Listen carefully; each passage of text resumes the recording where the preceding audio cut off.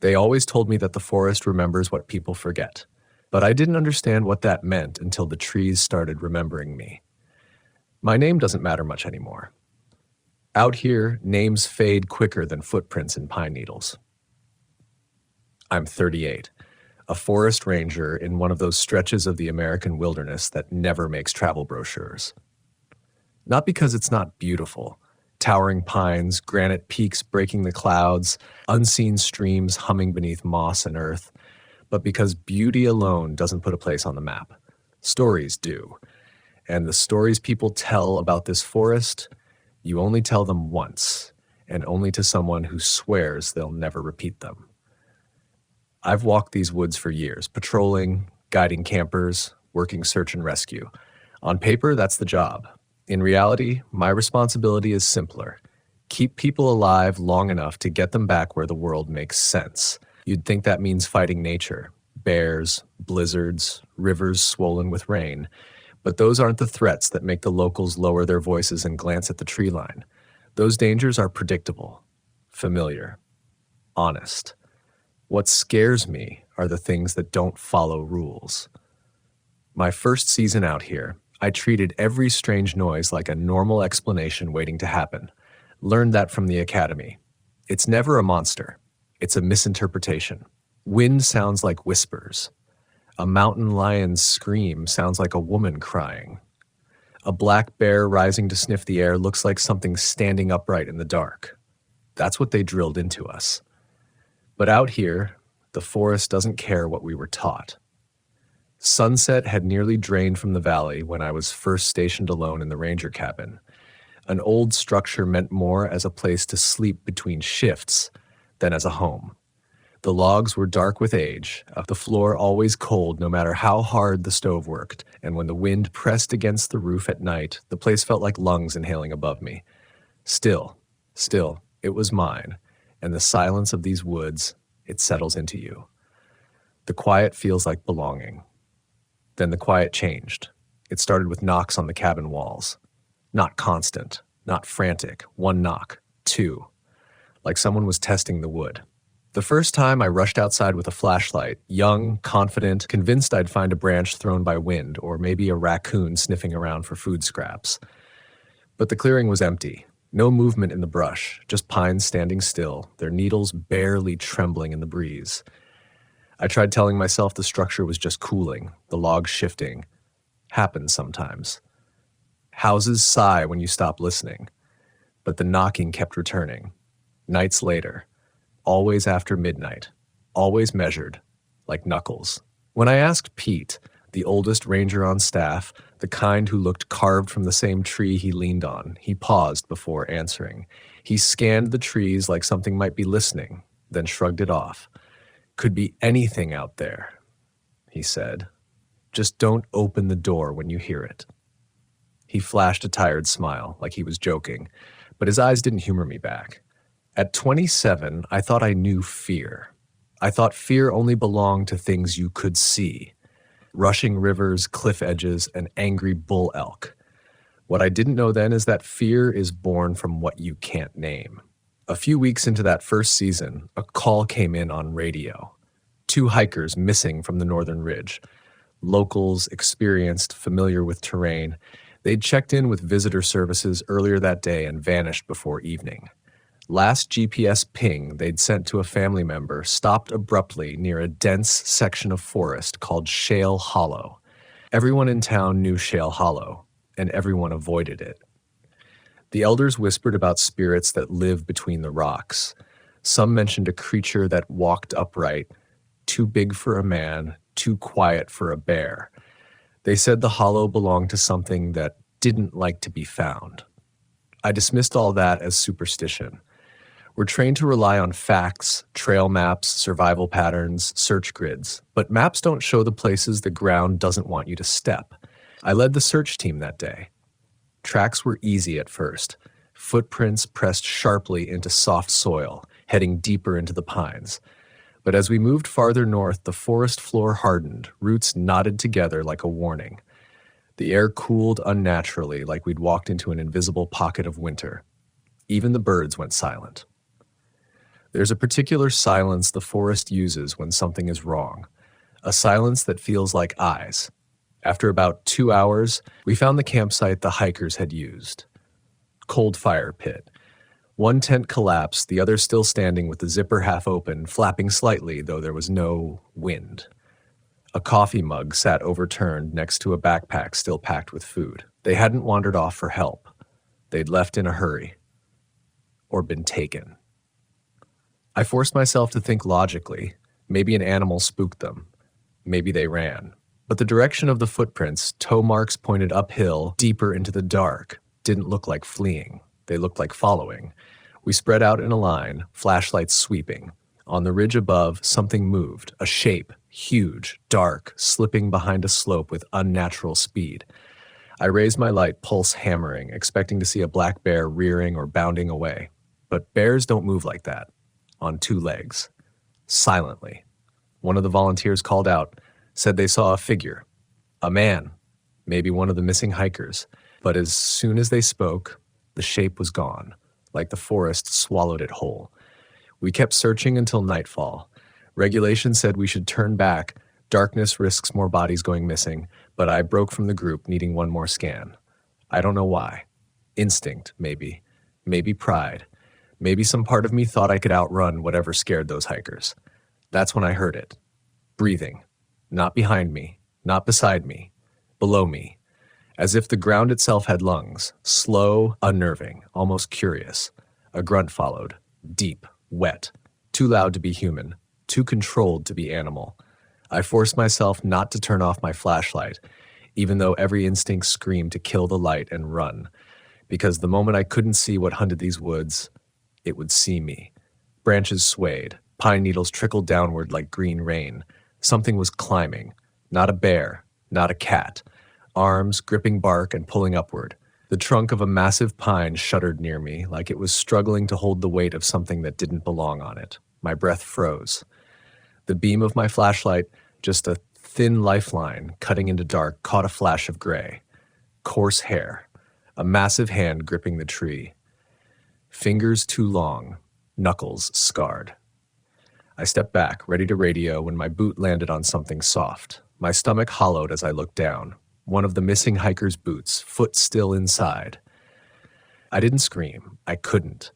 Something in me cracked instead. Some truth I'd been protecting. That nature plays by rules. That everything has a rational explanation. That fear can't make you see what isn't there. But this was there. I moved carefully, slowly, heart jerking with every step. The breathing from below faded. The hand withdrew, disappearing up the trunk like smoke absorbed into night. I reached the clearing, voice trembling as I radioed for everyone to regroup. We didn't find the hikers, we never did. The official report blamed an accident, fall, animal predation, exposure, all the usual paperwork that makes fear fit into sentences. But the locals knew better. They always do. Later, when I sat alone in my cabin, radio off, hands still shaking, the knocking returned. 3 slow taps, same timing, same pressure, not desperate, not demanding, familiar. I didn't open the door. I didn't sleep either. And the next morning, when I checked the outer wall in daylight, there were no marks, no scuffs, no evidence, just smooth, old wood, warm from the sun, as if nothing had ever touched it. That's when I first wondered whether the forest knocks to be let in, or to remind you it already is. For weeks, I tried to swallow the questions clawing through my mind. Every knock on the cabin wall made me flinch. Every gust of wind sounded like breath. I told myself the hiker's disappearance was a tragedy, not a message. But the forest doesn't care about what you tell yourself. It cares about what you can't forget. I kept doing the job, checking trailheads, clearing fallen brush, reminding tourists not to feed wildlife. People saw my uniform and assumed I was the authority around here. But authority ends the moment daylight does. Out here, night reclaims territory humans only rent temporarily. There's a stretch of trail near the southern ridge that leads past a collapsed mine shaft, an old coal passage from early settlers. Locals call it the Black Mouth. Kids dare each other to throw rocks inside and listen for how long it takes to hit bottom. Except the rocks never make a sound.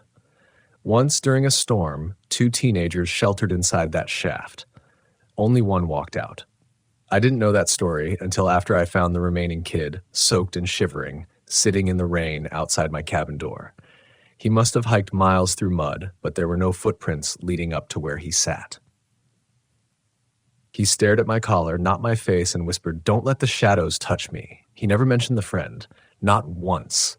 The forest was already marking me, seeing if I'd pretend not to notice.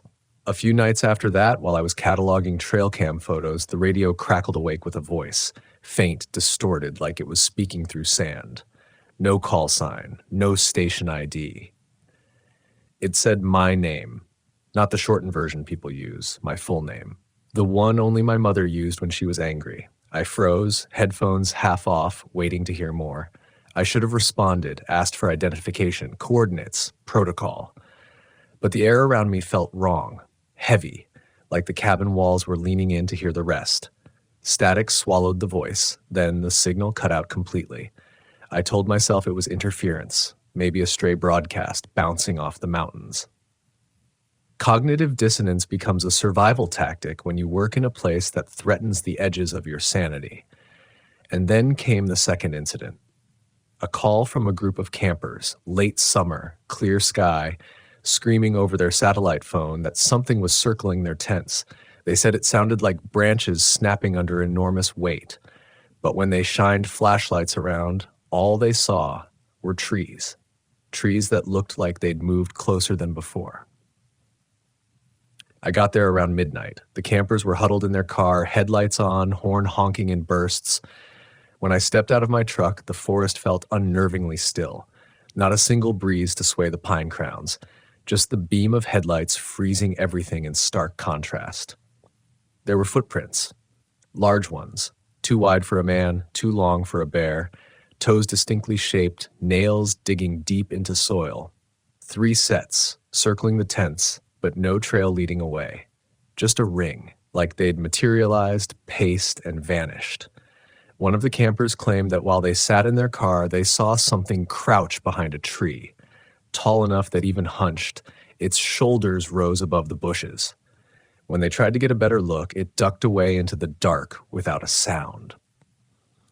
I escorted them out, writing a neat, sanitized incident report later. Possible elk disturbance, I typed. I lied. Because once something enters the official record, you must confront it as real. Not everything deserves reality. Still, the fear stuck with me, followed me into sleep, kept waking me up at 2:17 a.m. exactly, heartbeat loud enough to seem external, as though something was pounding inside the walls of my ribs. That's when I noticed another change. The forest no longer waited for night to make me uneasy. It was mid-afternoon when I first noticed the whispering. I was clearing debris from a creek bed after a mild flood when I heard voices, indistinct, layered like many people speaking at once. They seemed to come from deeper in the water, as if the current carried conversations from somewhere unseen. I knelt down, cupping my ear, rationalizing. Rushing water, maybe echoes through stones. But here, near the source, the water was shallow, barely ankle deep. The voices stopped when I leaned closer.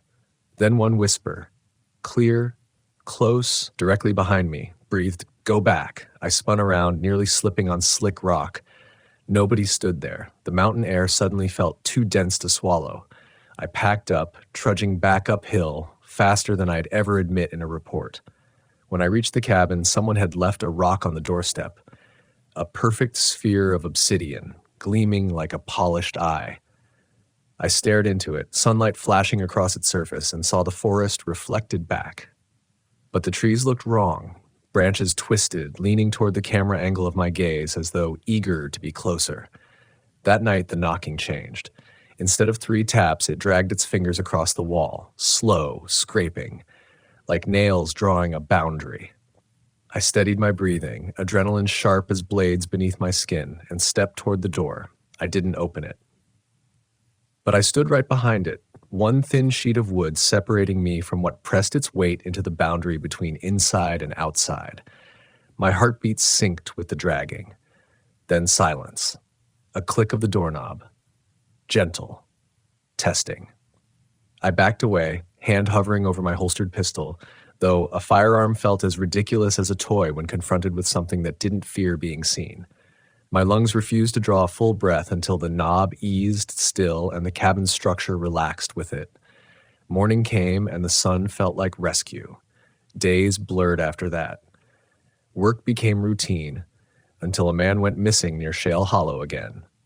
This time he wasn't a novice. He was a seasoned hunter, veteran of countless seasons, familiar with every contour of the land. His wife said he came home from scouting early last week, shaken.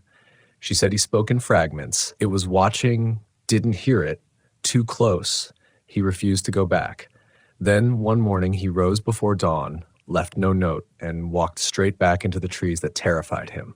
We found his backpack half buried at the edge of the hollow as though someone tried to hide it. Branches nearby were broken high off the ground, 7, maybe 8 feet up. Something tall had passed with force. But again, no trail leading away. We searched until dusk smeared the world into shadows. The evening light seeped through the pines like diluted blood, and at that hour, the forest started to sound alive in a different way, like things beneath the surface of the world were stirring awake. I volunteered to stay later. Alone. The others returned to base camp to radio updates. I wasn't trying to be a hero. I was trying to understand, to confront the thing that had already begun following me home.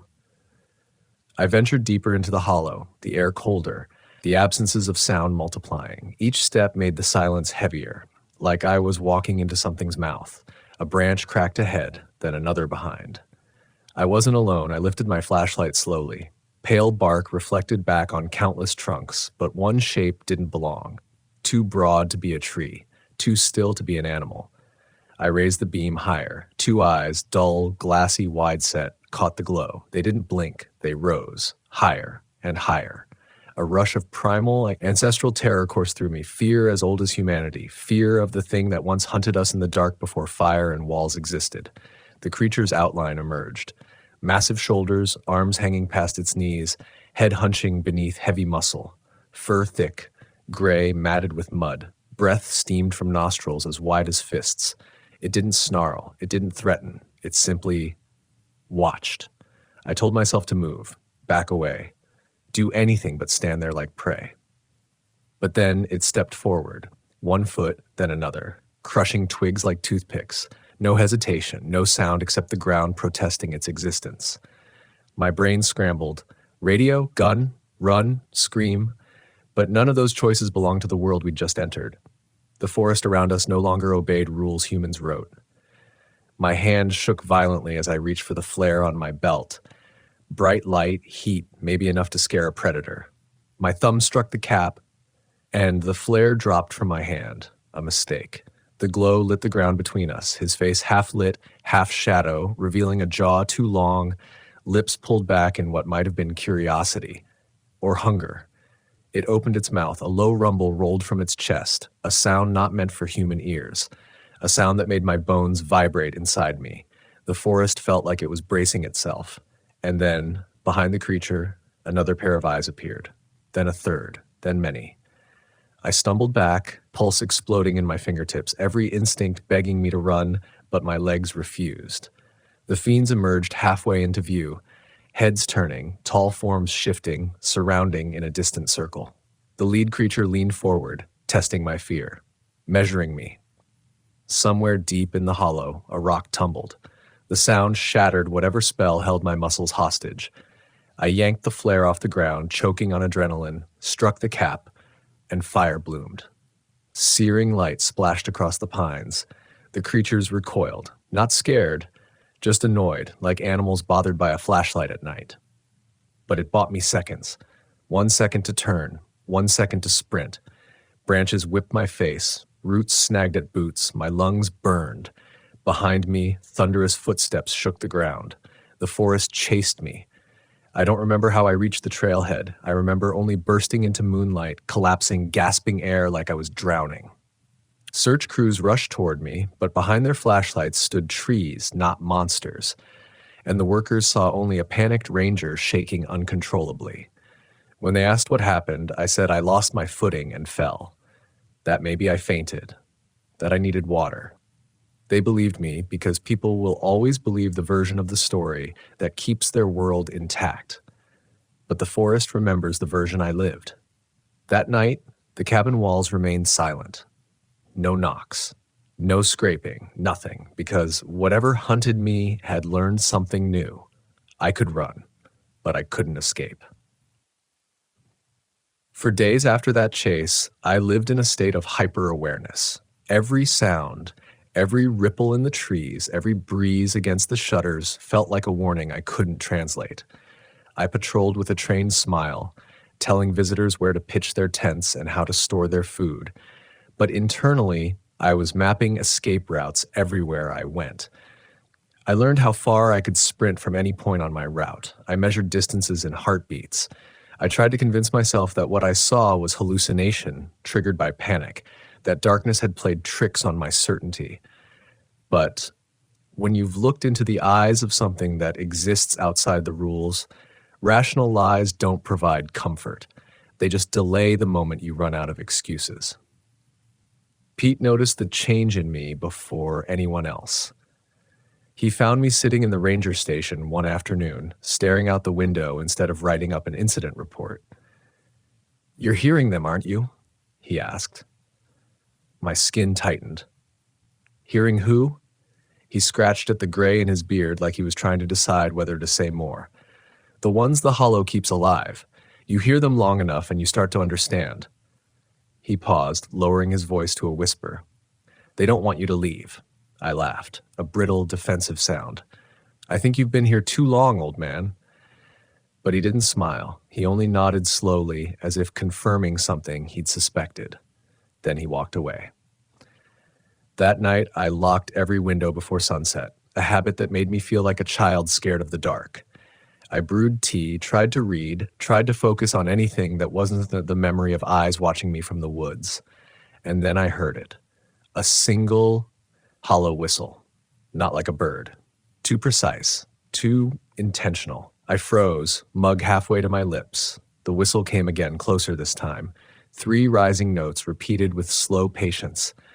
I set the mug down and reached for the radio, but stopped. The whistle wasn't a distress call. It wasn't human. Then fingers wrapped around the windowsill from the outside. Heavy fingers, hair tangled between the knuckles, nails like small stones. I stumbled backward, nearly falling. The fingers gripped tighter, not trying to pry the window open, not testing, just holding as though something was steadying itself to look in. A shadow pressed against the glass. Not a face. Not yet. Just a towering darkness, breathing fog onto the pane. My throat closed, breath trapped behind a heart beating too fast to regulate. I wanted to scream, to make some noise that would reaffirm I existed in a world where screaming still mattered. But the whistle sounded again, this time from behind me. I spun, searching for another presence, but the cabin interior remained unchanged. Same flickering lamp, same worn table, same coat hanging by the door.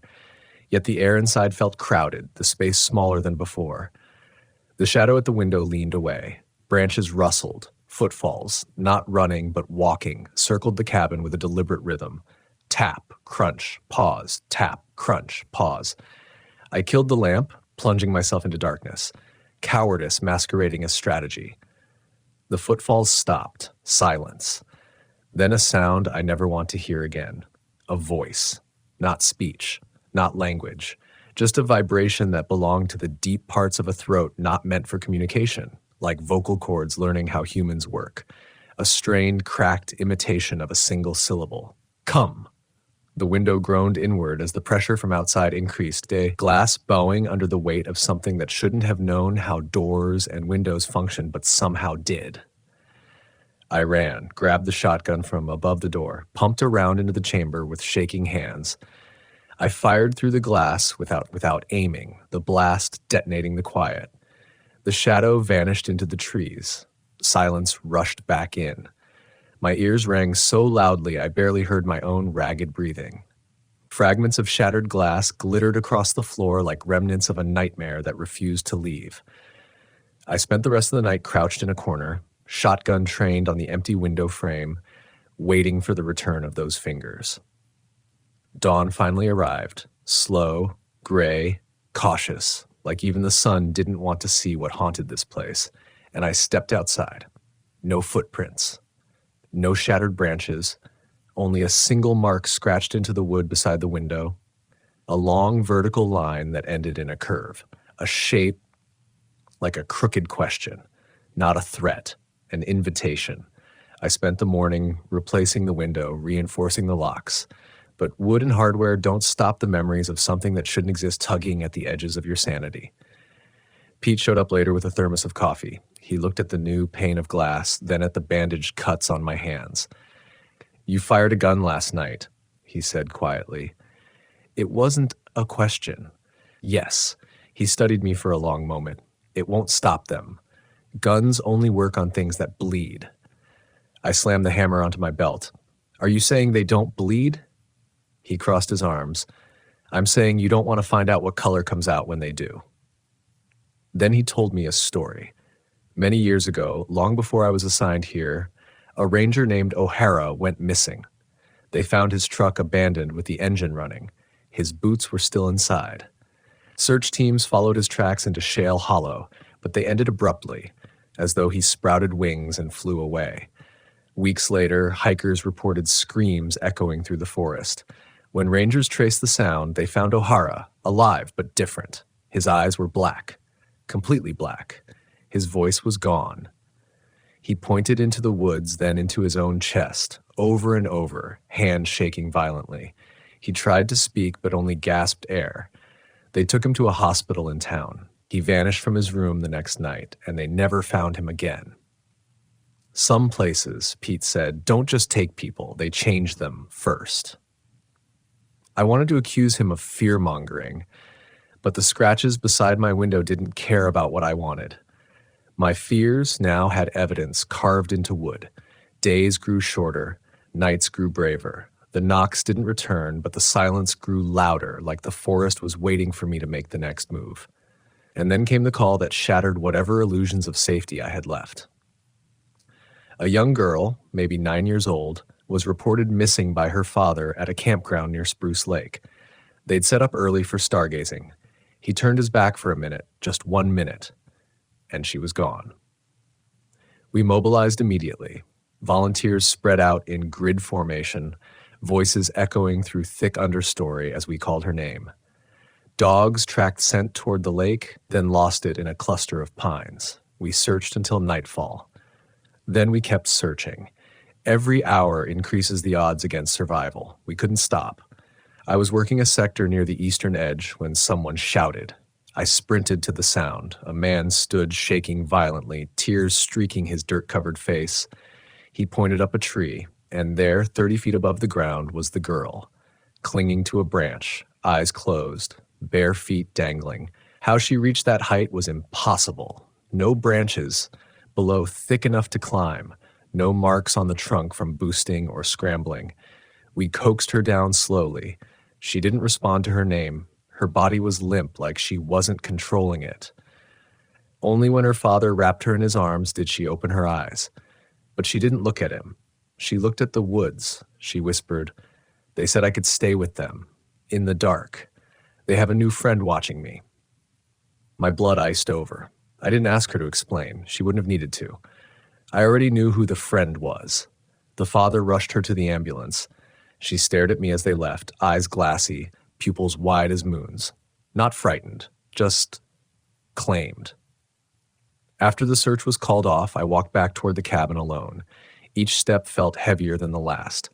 I pushed open the door, locked it, poured myself a drink. I told myself I would stop shaking soon. But when I sat on the cot, the cushion beneath me exhaled dust, and 2 pine needles slipped out from the crease as though the forest left a trail even inside my sanctuary. I lay back, staring at the ceiling, knowing sleep wouldn't come. But eventually exhaustion dragged me under. And in that sleep, I dreamt of the hollow, of eyes, of a voice, not monstrous this time, but familiar. My voice, calling from the dark, "Come." I woke up with my face wet, heart thrashing against my ribs like it wanted out. The room was still dark, no hint of dawn, but something felt different. The air tasted metallic, like blood or cold iron. I sat up slowly, waiting for my senses to recalibrate. That's when I realized the cabin smelled wrong. Damp, earthy, like soil freshly turned by a shovel. The floor was covered in pine needles, 100 of them, maybe more. They formed a scattered path from the door to my bed, laid out like breadcrumbs that led only inward. The locks were still fastened. No windows broken, no signs of forced entry. Yet the forest had found a way inside. Again, I followed the trail with trembling eyes, each needle a reminder that my sanctuary wasn't protected by walls, only by denial. Outside, the earliest edge of daylight fought to paint the mountains, though the trees still clung to night. I swept the needles into a bag, then burned them in the stove without thinking. Every crackle echoed like a bone snapping. I needed answers. Pete had hinted too much, held too many truths behind tired eyes. If he knew what I was facing, I wasn't going to let him keep it buried any longer. So as soon as my shift rotated in, I walked straight to his quarters. The door was open. His gear was gone. The old bunk stripped bare. A note lay on the table, 4 words scribbled in a shaking hand. Don't follow the voices.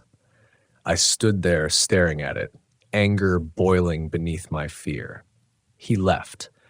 He abandoned the station. Or maybe something made him leave. Something that whispered in his sleep and promised he wouldn't be alone in the dark anymore. I folded the note and shoved it into my pocket as if keeping it close would somehow keep him alive. The supervisor brushed past me with a clipboard. Transfer, she said. Requested it months ago. Just went through. She never noticed the panic in my eyes. The forest did. That night, without Pete's steadying presence somewhere nearby, the cabin felt like a target. I barricaded the window with heavy objects, desk, spare chair, even firewood. But protection feels imaginary when the enemy has already been inside your home. The silence stretched impossibly long. Too long. As if the woods were holding their breath, waiting to see what I would do next. Then the radio lit up. Only static at first, but beneath the noise something pulsed, a rhythm hidden inside the distortion. I turned up the volume, leaning closer, a voice, deep at first, muffled but growing clearer. Come! My muscles seized. I backed away slowly, unable to detach from the sound. The volume knob slipped under my sweaty fingers. The voice repeated, more insistent, come! Then the pitch shifted, grew higher, the timbre changed. Come, help me. It was my voice, not similar. Perfect. I slammed the radio off, heart slamming against my sternum. But even in the silence, the echo of those words clung to the walls like thick humidity. I didn't sleep again. By morning, I'd convinced myself to request leave. I'd tell them I needed a break. Maybe go home for a few weeks, get away from the pines and the shadows and the crushing quiet. But when I reached the station, the request died before leaving my throat, because a search party was forming.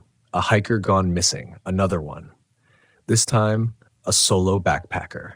His car was found parked neatly in the gravel lot, his log sheet signed. No sign-in at the end of the trail. Shale Hollow, of course. My stomach twisted into a knot so tight I almost vomited, but procedure demanded we act, and protocol was the only anchor I still had. We spread out in our tight grid. Radios checked. GPS units pinged every 30 seconds. Daylight was strong enough to embolden us, but even the sun cast shadows. I was assigned a perimeter sector near the old mine shaft. The air felt thinner here, colder. I tried to focus on the search, calling the missing man's name every few minutes, voice strained with a hope I didn't believe in. The woods answered back, not with an echo, something else, footsteps. Soft, slow, deliberate, coming from behind the boles of trees that had been stationary seconds earlier. A shape moved between trunks, too tall, too smooth in motion, like gravity wasn't a concern to it. I called for backup on the radio, trying to keep my voice steady. No response. I tried again, static. I turned, sweeping my flashlight through the shaded undergrowth. Sunlight filtered through the canopy like thin spears, but the shadows near the hollow were thicker, heavier, as if something stood among them, absorbing all light. Then I heard it, a low, guttural rumble, the same sound I'd heard in the hollow the night I fled. Except this time I recognized the emotion inside it. It was laughing. I stepped backward, boots crunching twigs too loudly. The shadow shifted closer, each movement erasing distance. I felt the earth stir beneath my feet, like it was shuddering in anticipation. The sound of branches bending under weight echoed around me. Multiple directions. Multiple bodies. The thing I'd encountered had brought company. My vision tunneled. Every instinct screamed to run, but I was done running. If I kept fleeing, I would return only to find terror waiting inside my walls again. Some terrors don't vanish when you turn your back, they follow. I steadied my breathing, and that's when I saw him, the missing hiker, standing between two trees not 10 yards away, perfectly still, face expressionless. But his head was turned slightly farther than a human neck should twist, as though he'd been positioned rather than truly standing. His clothes were ripped, mud streaked his chest and legs, his arms hung unnaturally long by his sides. "Sir," I called, voice trembling, "it's okay, you're safe. I'm a ranger." He didn't blink, didn't speak, didn't move. The woods rustled behind me. The creature's heat pressed into the air like a furnace opening its door. I could sense breath on the back of my neck, wet and cold at once. I raised my flare. The striker scraped once, twice. On the third strike, the hollow answered. The missing hiker's head snapped toward me violently, jaw dropping open so wide I heard bone pop. No scream came out, just a harsh exhale, as though something inside him was finally allowed air. The flare ignited, and I swung it wildly. Light bled through the trees, revealing more figures in the dark. Long limbs, white eyes. Some moved on all fours, others upright. Their bodies flickered between the spaces where light failed, like they chose whether to be real. The missing hiker leaned forward, hands unfolding into claws. I ran, not toward the trail, toward the lake. My boots smashed through ferns and branches, adrenaline blurring fear into survival. The air burned in my lungs. Trees stretched endlessly, conspired to block every path. But I found water, reflecting light, offering space where shadows couldn't hide. I burst into the clearing at the shoreline, falling to my knees in the cold mud. Behind me, the forest grew quiet again. Then every tree at the edge of the clearing bowed inward, bending toward me, as if paying respect to something unseen. I lifted my flare higher, panting, sweat chilling on my skin. They were lined up at the tree line, watching from the dark. 15 of them, maybe more. Huge silhouettes, heads tilted, faces unreadable. Breath visible even from that distance. The missing hiker stepped forward, emerging into the first trace of sunlight, skin pale as snow, eyes entirely black now. He searched my face with a tilt of his head, curious, expectant. Then he spoke. 4 words, the same 4 Pete left behind. Don't follow the voices. The flare sputtered, its flame shrinking. Every creature leaned a little closer. I held my breath, and the fire died. Darkness swallowed everything. I squeezed my eyes shut, waiting for teeth, claws, cold hands dragging me into the dirt, but nothing touched me. Not yet. I opened my eyes slowly. They were gone. All of them. The forest stood still, innocent, as if nothing had ever existed inside its shadows but animals and wind. The only proof left behind was the mud staining my knees and the echo of a dead man's warning circling my mind like wolves. I made it back by sheer instinct, clutching the flare like a crucifix. When I arrived at the station, people swarmed me, questions, worry, relief. But all I heard were the trees whispering just beyond sight. Come. It wasn't a request anymore. It was a promise. After that day at the lake, I avoided mirrors. I didn't want to see the fear in my eyes anymore because I knew if I looked close enough, something else would be looking back. The forest had left fingerprints on my thoughts, smudging the edges of who I'd been. I reported the incident in clipped, sanitized language. Visual contact with missing individual, incoherent behavior, possible trauma response. No mention of 15 pale silhouettes watching from the tree line. No mention of the hiker speaking with a voice that didn't sound like it belonged to lungs anymore. No mention of the way the forest itself bent toward me when the flare died. They thanked me, commended my bravery, said I'd done everything right. They had no idea how wrong things were. Nights became a battleground. I'd jolt awake with my heart pounding like something had just chased it. Sometimes I woke to silence so deep it felt predatory. other times to whispers shifting through the cracks in the logs, syllables almost forming meaning. And sometimes I woke to my own voice humming low and steady, like I was practicing a language I didn't remember learning. The whispers in my dreams changed too. No longer only come, they upgraded their vocabulary. We chose you. We need you. You're almost ready. I'd wake soaked in sweat, palms raw from gripping the bedsheet like a lifeline.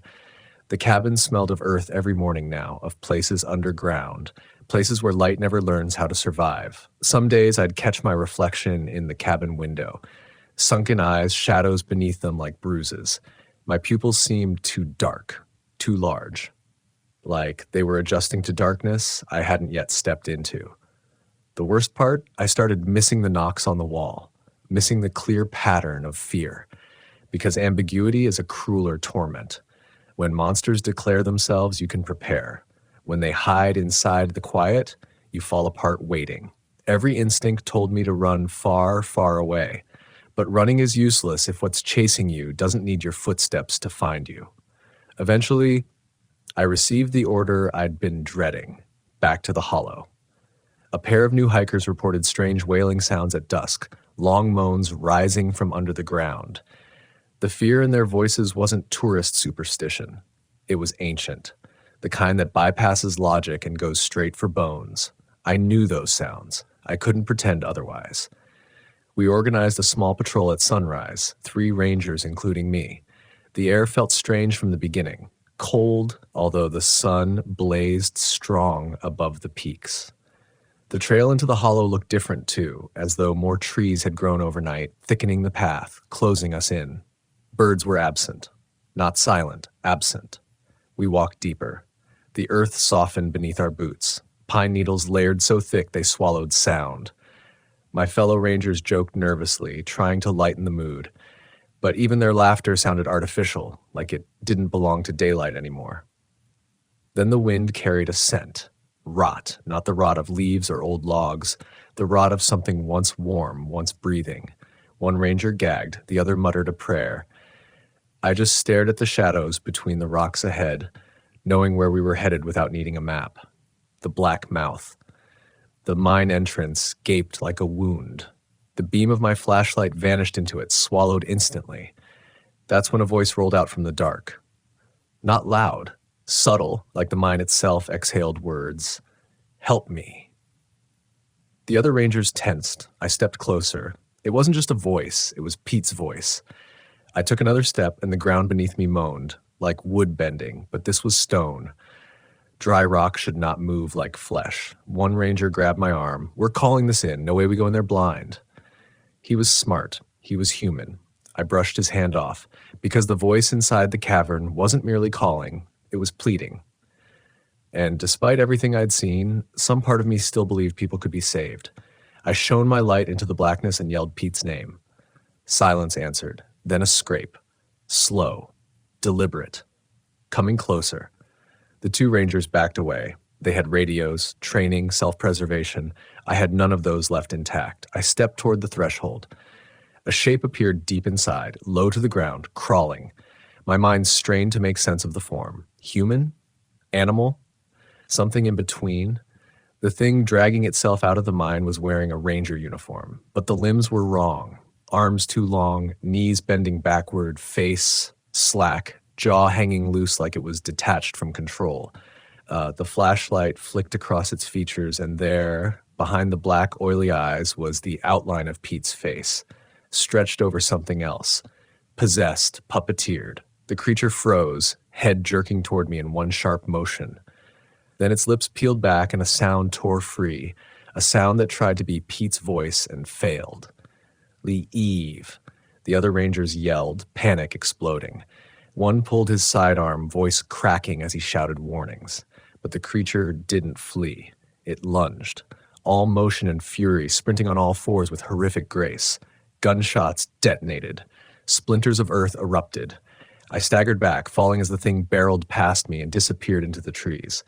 One ranger ran after it. The other radioed frantically for medics. I lay there, lungs refusing to expand, staring at the cavern entrance. Something else moved inside the mine. Multiple things. Breathing. waiting. The ranger who chased the creature screamed once. A short, horrible sound, then silence. I scrambled to my feet and ran. Branches whipped my face, blood spilled from cuts. My heart beat a frantic drum, but something else beat with it, another rhythm, woven into mine. Like my pulse wasn't entirely my own anymore. I reached the cabin by instinct, slammed the door, locked it, pushed furniture against it, sat on the floor with my back pressed tight to wood. Hours passed, maybe minutes. Time warped into dread. Night came creeping, and with it the calm, a calm like something had finally been decided. I heard footsteps through the pines, heavy ones. Slow, confident, they circled the cabin once, then stopped directly outside the door. I held my breath until pain shot through my chest, the air pressed in around me, thick, expectant. Then, come, not from the radio, not from the window, from everywhere, from inside my skull. I rose, not willingly, not entirely. My legs felt claimed as though those pine needles burned earlier carried a piece of the forest into me. The door handle twitched, not rattling, just a slight turn. I gripped the shotgun, but my hands trembled, not from fear, but from conflict. Some traitorous part of me wanted to open the door, wanted to step out and discover what waited in the dark. My breath shook. The trees whispered, "You're almost ready." And in that moment, I understood the truth. The forest wasn't hunting me. It was recruiting me. I dropped the shotgun. I stepped toward the door. Every beat of my heart pulsed with the energy of something older than language, something that hid beneath mountains and grew in shadows. Something that needed a guardian, not a human protector of life, but a keeper of fear. My hand wrapped the doorknob. Cold metal kissed my palm. I turned it slowly. The door unlatched with a soft click. I opened it. Night stared back at me. Wind drifted through the pines like breath. Branches lowered slightly, bowing in recognition. The dirt trail gleamed faintly beneath starlight, leading toward the hollow like a path home. A figure waited at the edge of the clearing, towering fur shimmering with moonlight. Its eyes glowed, not threatening, welcoming. Behind it, more figures stood between the trees, silent sentinels. The forest exhaled a single word, too soft to be spoken, too clear to be misunderstood. Stay. I stepped out into the cold air, and for the first time since I started this job, I wasn't afraid. Because out here, under the weight of 1,000 watching pines, I finally understood what the locals meant when they whispered stories by campfires. The forest remembers what people forget. And tonight, the forest remembered me. They told me elk don't scream like that. I believed them. I needed to believe them. Until the night I heard one wail beneath my bedroom window like a man being torn in half. I have been a forest ranger in the Pacific Northwest for 9 years, long enough to lose some illusions, not long enough to lose every part of myself. My station sits at the edge of a valley thick with rain and silence. Pines crowd each other like guilty witnesses. The ground stays soft even in summer, like there is something beneath it that breathes. I don't talk much about what happened in 2018. They call it a disappearance. They call all of them that. Isaac Warren, hiker, veteran, a quiet type who followed the rules, walked into this forest and never walked out again. I was the last one to speak to him. That fact is glued to my ribs. I don't sleep without hearing his voice asking where the old mining tunnels were, as if he already knew the answer. The official narrative is neat and airtight. Isaac strayed off trail, an accident happened, terrain swallowed him up. But the record leaves out one detail I wrote down and then crossed out before turning in my report. The night after he vanished, something stood at the tree line behind our station. Something tall. Something shaped like an elk with no eyes. I saw it only for seconds. Long enough to know its rack of antlers didn't match the local taxonomy. Long enough to see the holes where eyes should be, perfect, smooth sockets like someone had spooned them out. Long enough to hear the wet click of teeth when it opened its muzzle. I told myself fear had scribbled over my sight. It was easier than admitting the truth. Something saw me even though it had no eyes. I kept that thought locked away until last winter. I wish I could still say it was paranoia. But fear eventually documents itself. I don't know why I'm telling this. Maybe because writing it down makes it feel like a confession instead of a breakdown. Maybe because I'm tired of thinking the trees are the only things listening. 3 months ago, an elk carcass was found mangled near mile marker 12. No prints around it, no sign of struggle, just the body lying in a clearing, tongue black and swollen, fur soaked in a smell like burnt hair and cold metal.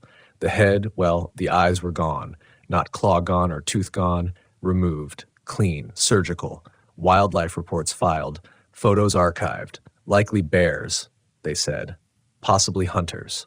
I stayed silent. The next night, the station radio came alive with a signal that shouldn't exist, a VHF channel we don't use anymore, broadcasting only static. Beneath the static was a groan, deep, long, like a drowning animal trying to breathe through mud. I shut the radio off, but the sound didn't stop. It was coming from outside. I walked out onto the deck and scanned with my flashlight. Mist crept along the ground, rolling over roots in slow waves. The beam caught movement near the old access road, something too tall for a deer, but too thin for a bear, just a shape. A silhouette that seemed to sway like bones bending under wrong pressure. Then the noise again, wet, gurgling breath forcing through a throat that had no business making noise. I lowered my light. That was a mistake. When I raised it again, the shape was closer, much closer. I turned and went back inside, trying to remind myself of protocol, of rationality. Close the door, secure the windows, report unusual wildlife. And yet, I couldn't pick up the radio. My hand hovered over it, shaking so bad the antenna rattled. I slept in the office that night, with every lamp glaring at me like interrogators. The morning brought logic and bravado. They always return after sunrise, like loyal dogs. I convinced myself it had been a moose, distorted by fog and fear. I convinced myself to step outside again. The air reeked of something wrong. Not rot, not garbage, something sour and sweet at once, like fruit left in a sealed freezer until it ferments into poison. Footprints sunk into the mud, 2 sets. One was clearly elk. Broad hooves, deep impressions, the stride slightly limping. The second set was smaller, human-shaped, bare. Toes splayed like they had been softened in water too long. They walked side by side, not hunter and prey, companions. I didn't report the tracks. I did what rangers do best. I rationalized. The following week, Annie called in. She's a seasonal ranger who works the southern patrols near the abandoned mining tunnels that governments pretend never existed. Her voice over the phone sounded cracked. She said she found Isaac's backpack, not near cliffs or creeks, under a ledge carved into the hillside, a ledge that looked like a mouth. I asked her for coordinates. She repeated them twice. I wrote them down. She said she was going back to check the tunnel opening she thought she saw behind the brush. I told her to wait for backup. She laughed, but it wasn't humor. It was panic pretending to be humor. Her mic picked up a strange noise then. A scrape, like bone dragged across stone. Then silence. When I reached the spot an hour later, her truck door was open, engine still clicking from heat. Her radio lay on the ground, speaker crushed like someone stepped on it with hooves. The foliage was disturbed, leaves smudged with something dark. A scent clung to the air, sharp and metallic, like blood being boiled. I shouted her name. The forest ate my voice. I found the ledge, a shallow gash in the hill, rocks pushed outward as if something had forced its way up from inside the earth. Beneath the overhang, the dirt was packed down. Something had sat there, waited there. Annie's boot prints overlapped with something else, elongated tracks, hoof-like but split too wide. And someone or something with those bare human toes had stood there too. The tunnel? Caved in. Sealed. Or maybe it was never open at all. I radioed it in as a missing person case, standard procedure, despite every cell in me screaming she wasn't missing. She was taken. The official search lasted 4 days. The unofficial one, that was just me, wandering after dark with a flashlight and a shaking heart, calling her name in a voice that grew smaller each time. And every night during that search, something returned to the station. I didn't see it fully. It knew how to linger where shadows conspire. But the shape, Those antlers like jagged branches, the body too straight, too human tall. That was enough, more than enough. It stalked me from the tree line. It watched the windows.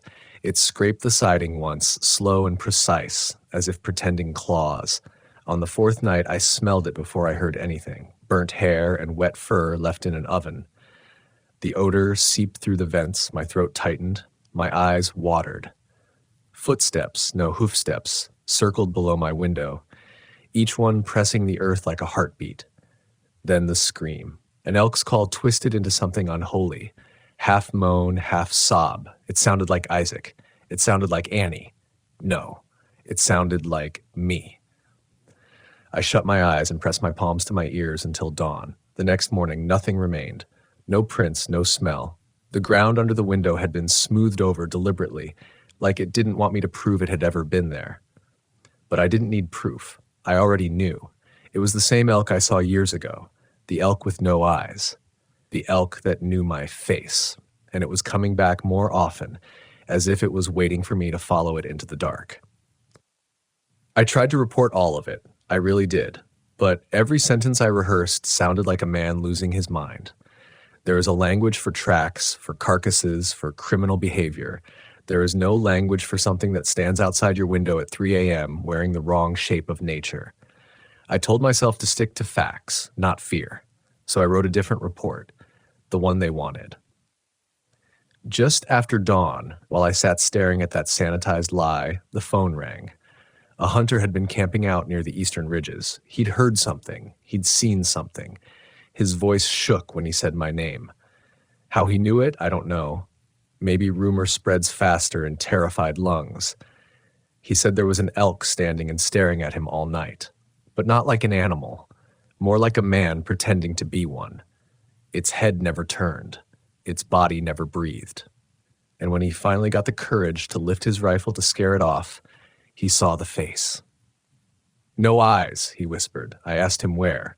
He said he didn't want to go back there. He said the air felt wrong, like the cold had intent.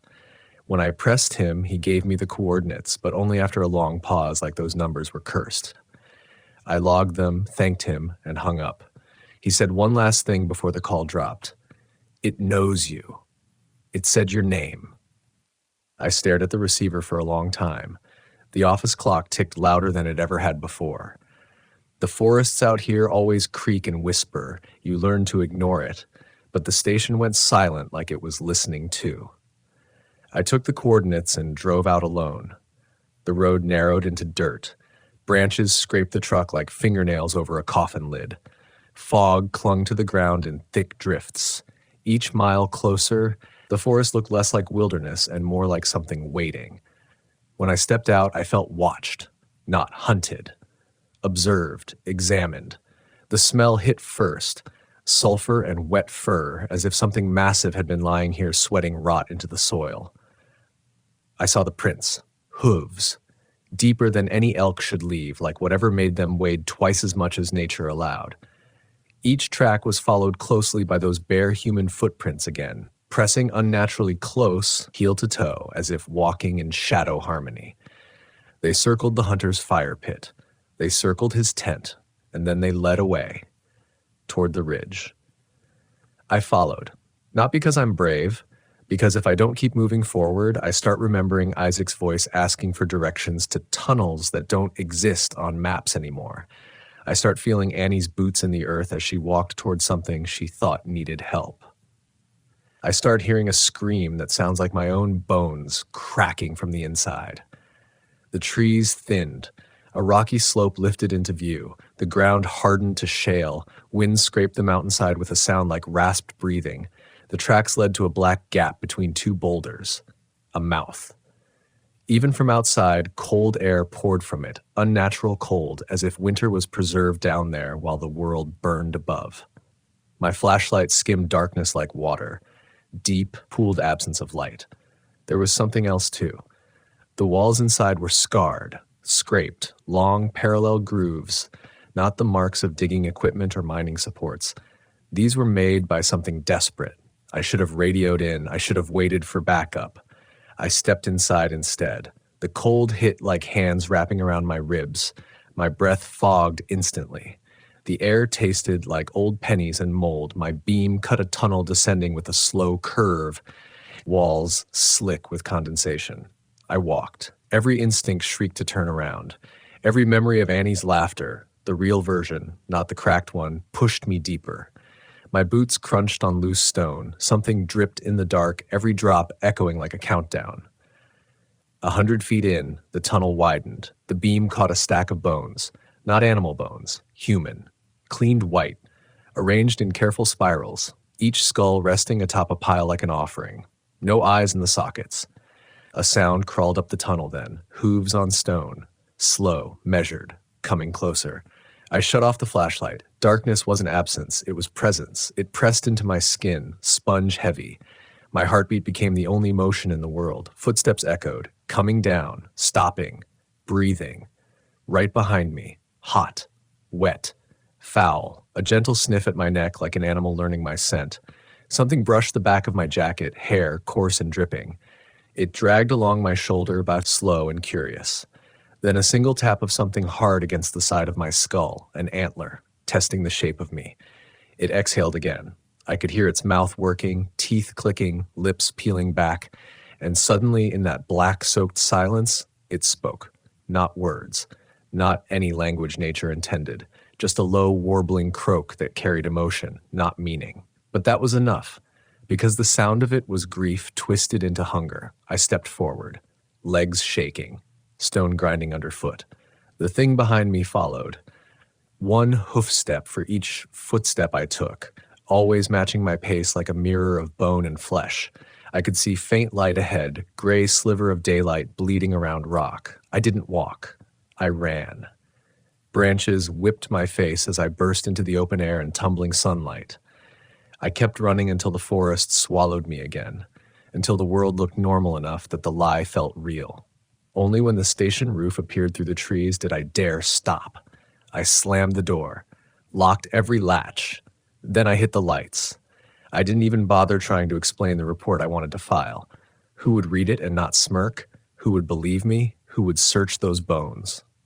No one. So I erased the coordinates. I burned the paper. I told myself I would forget what I saw. But forgetting was never the point. That night, the elk returned. I didn't see it. Just the shadow of antlers sliding across my wall as something blocked the moonlight. The smell soaked through the room, like singed fur and cold breath. It stood outside for hours, silent, watching through holes where eyes should have been. I lay in bed, sweating under blankets that suddenly felt thinner than skin. I stared at the window, waiting to see those sockets pressed against the glass, waiting to hear my name through vocal cords that didn't belong to a man anymore. But dawn came, and it left. It always leaves before the world can witness it. The next day, a hiker passed through the station to sign in. He talked casually at first, good weather, clear trails, until he mentioned something odd he saw near dawn. Some kind of elk, he said. Stood in the middle of the road. Didn't move an inch. I honked. Nothing. Then I hid my eyes from the sunrise glare, and it disappeared, just stepped backward into shadows like it melted. I asked what looked wrong about it. He frowned, like remembering made him recoil. No eyes, he murmured. Just dark holes, and I think it smiled. A migraine hit me like a hammer. His voice turned to static in my ears. He left, whistling some careless tune, and I sat alone in a room that smelled faintly of burning fur. Something was changing. It wasn't just watching anymore. It was learning. Learning who I was. Learning how to approach. Learning how to open doors. That night, I found the first scratch marks on the station's back door. Antler height, long, precise, like a message, like a promise. Soon.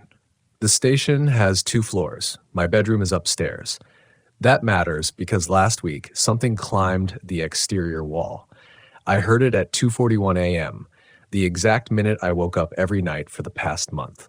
Wood creaked, siding cracked. Something dragged weight upward, gripping with strength that shouldn't belong to hooves. I didn't move. Not until the sound reached my window. I lay there with my breath held hostage in my throat. The glass rattled as something heavy pressed against it, just once, testing the boundary. Cold radiated through the pane. The silhouette of antlers arched across the curtains. Then a sound, soft tapping. Not claws, not bone.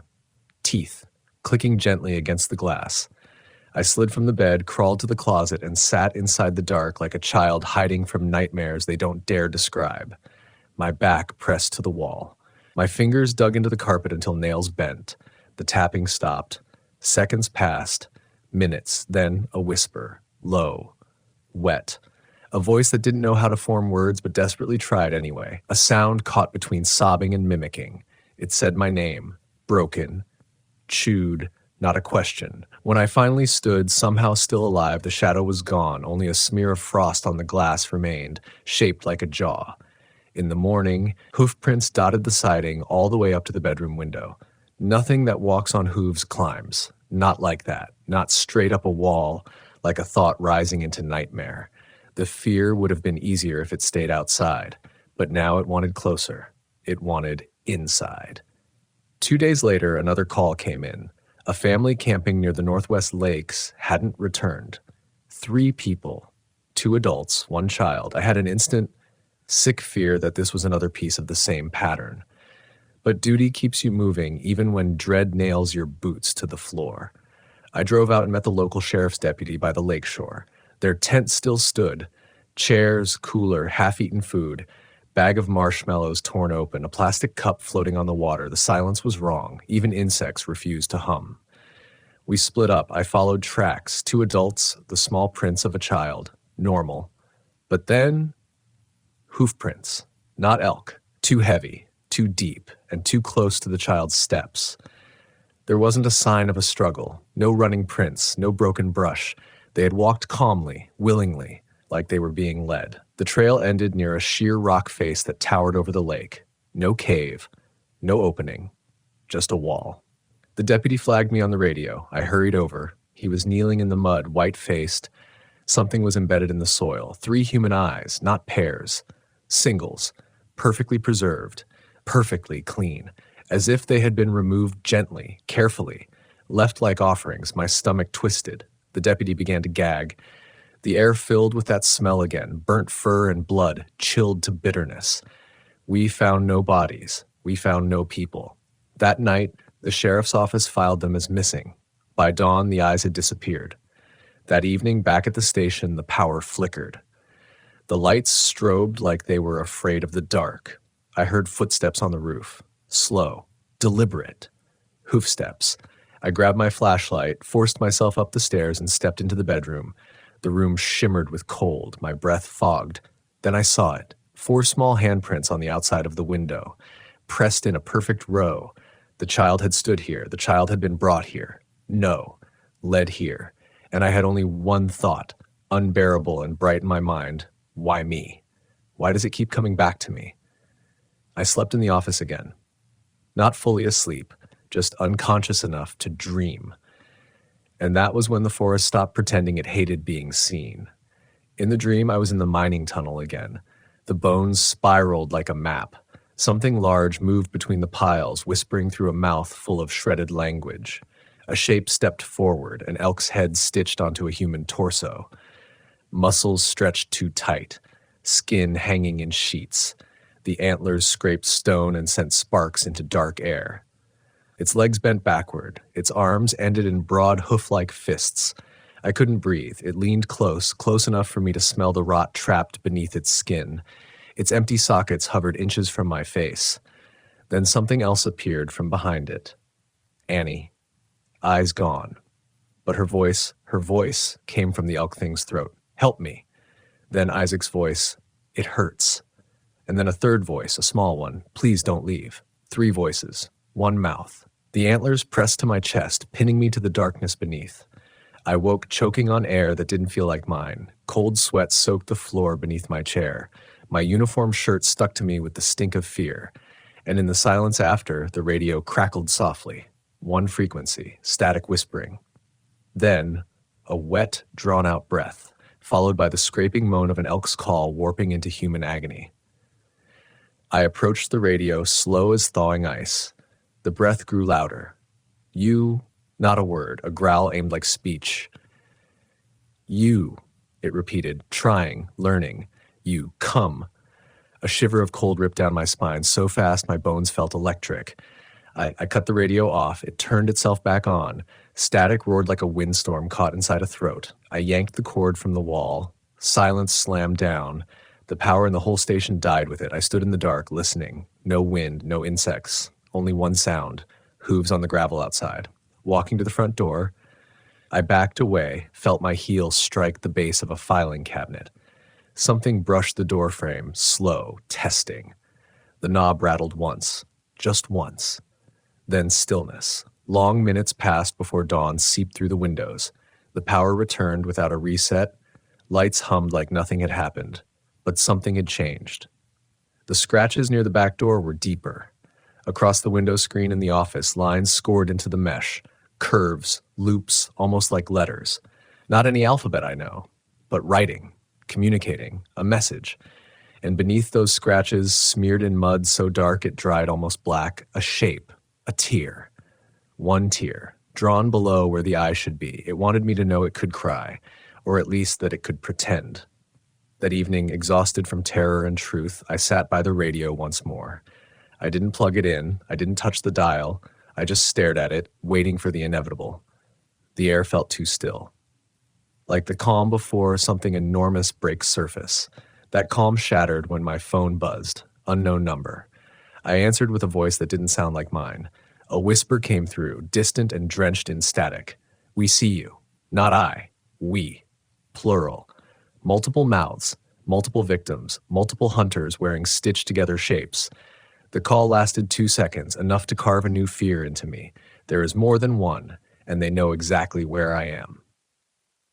Respond, continue for part 4. Part 4, 1,150 words. Respond, continue for the next part. There's a point where fear becomes routine, where the body stops reacting even as the mind rots from the inside out.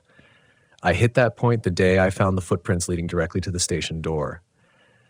And this time they did not turn away. There were 2 sets, one pair of hooves, one pair of bare, splayed toes.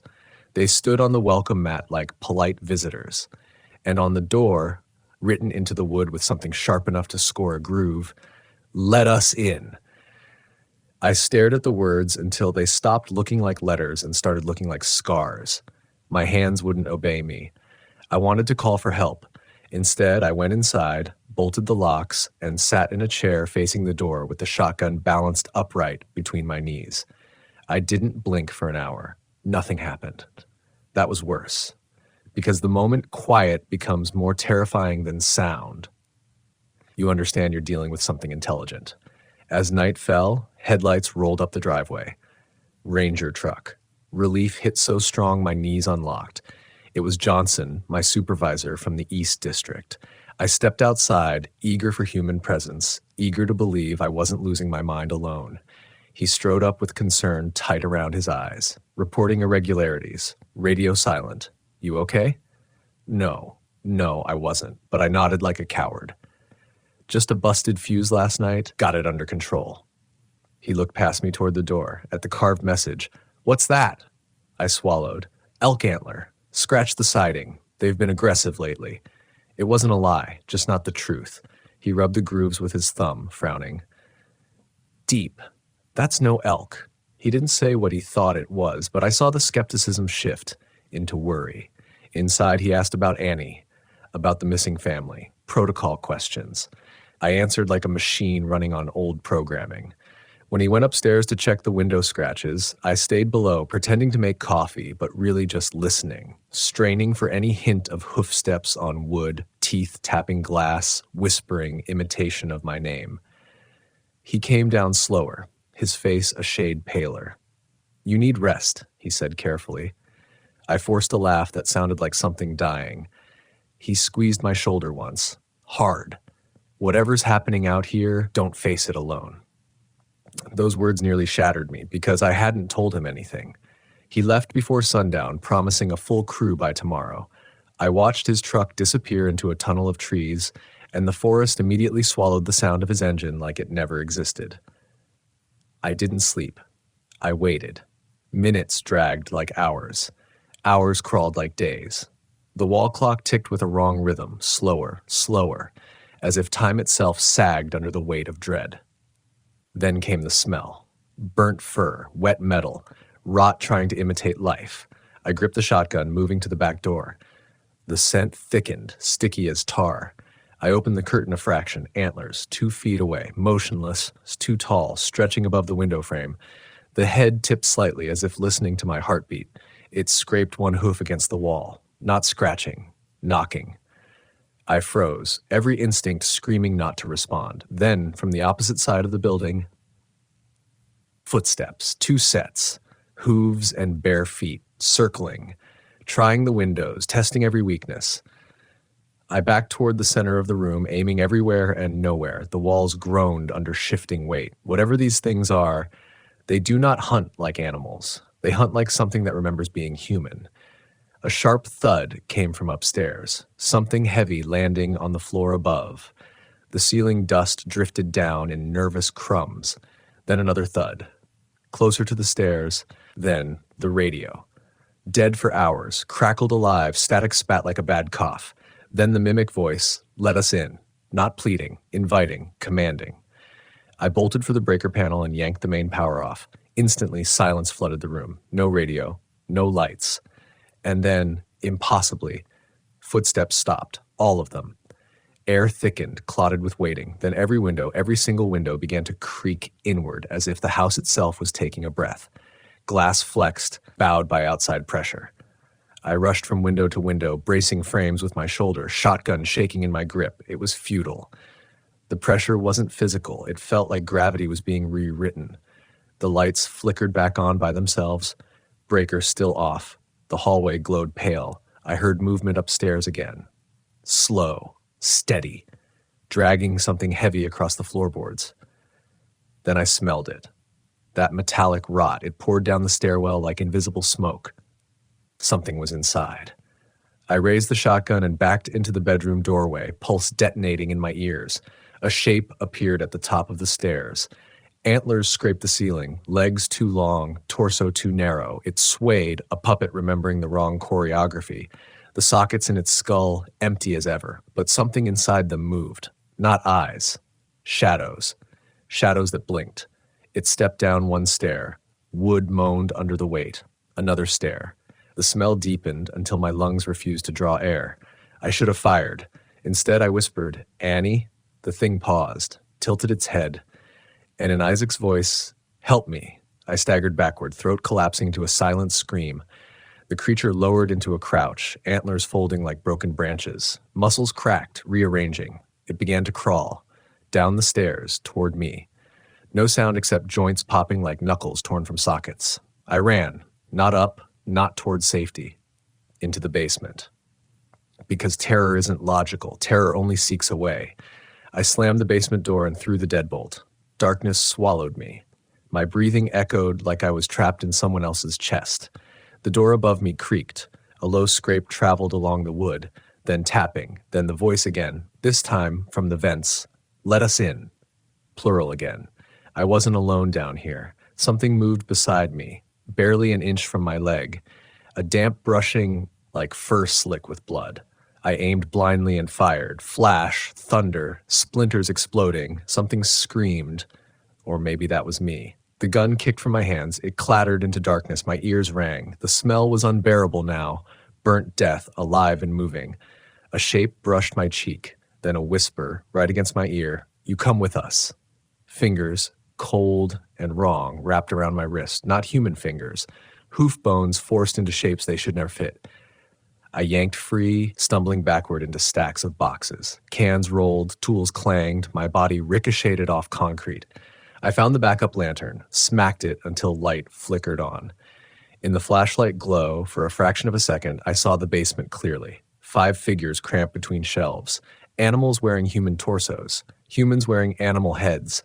Antlers puncturing their own ribs. All staring at me. All eyeless. All smiling with lips peeled too wide.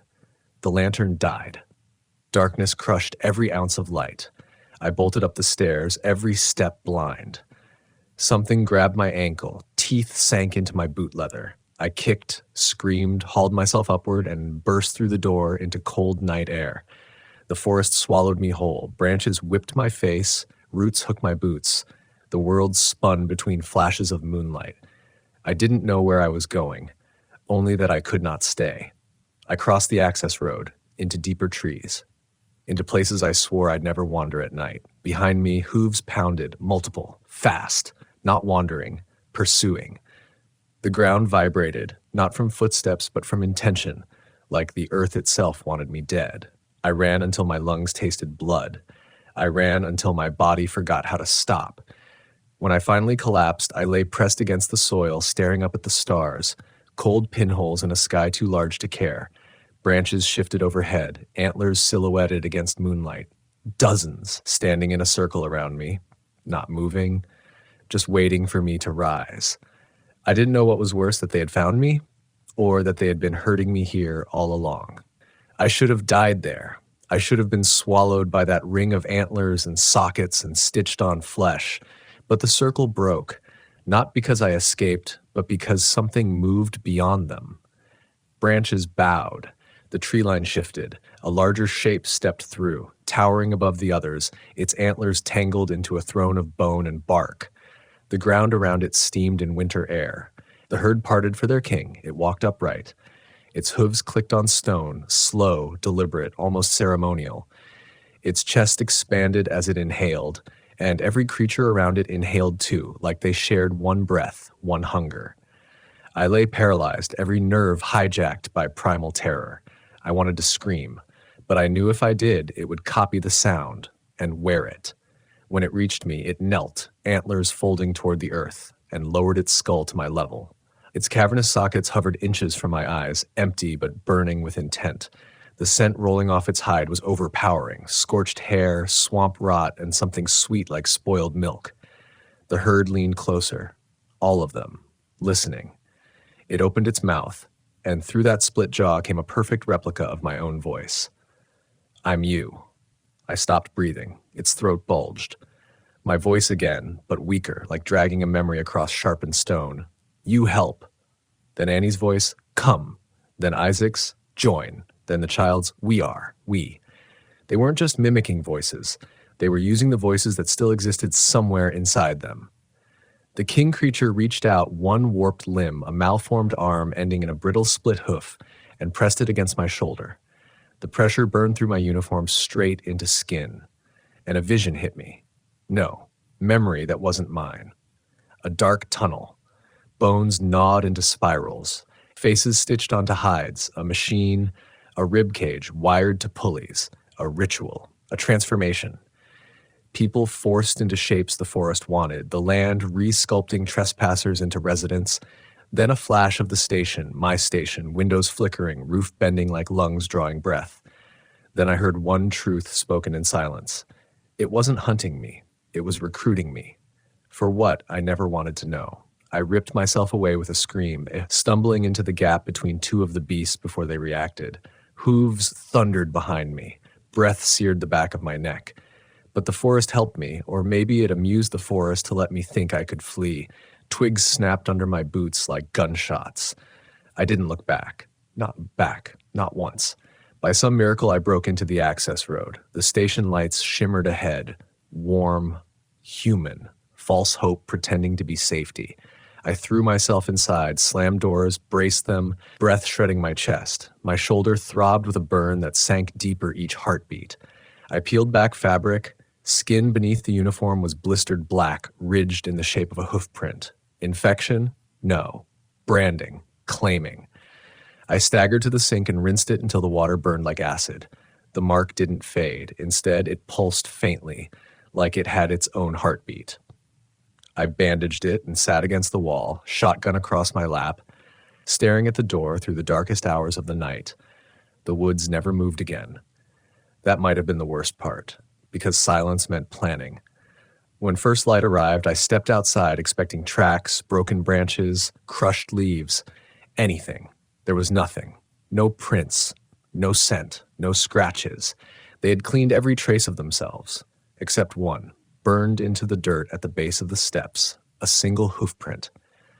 Facing the door, It waited. I spent the next day filing reports, the kind that tell only the facts authorities tolerate, the kind that fit inside their boxes, tidy and dead, missing persons, unexplained wildlife behavior, signs of illegal activity near the tunnels, not the truth.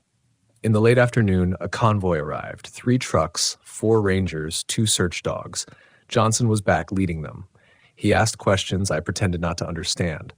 He traced the burned hoofprint in the dirt with the toe of his boot. "You sure you want to keep working out here?" he asked quietly. I wanted to say no. I wanted to admit I was breaking. Instead, I said, "Yeah, I'm fine." He looked at me for a long time, and I knew he saw the lie written in my bones. Then he nodded. "Call me if anything changes."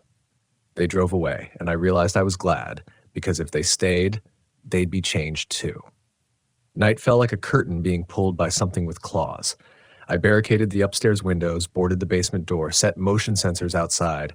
My shoulder burned hotter, like something beneath my skin wanted to wake. The radio lay on the desk, unplugged, dead. But static sparked to life anyway. And then a knock at the door. Not frantic, not violent, polite. 3 steady taps. I raised the shotgun, aimed at the wood. Another set of taps answered from the back door. Then a third set from a window. I backed into the center of the room, throat locked. Tapping grew into knocking.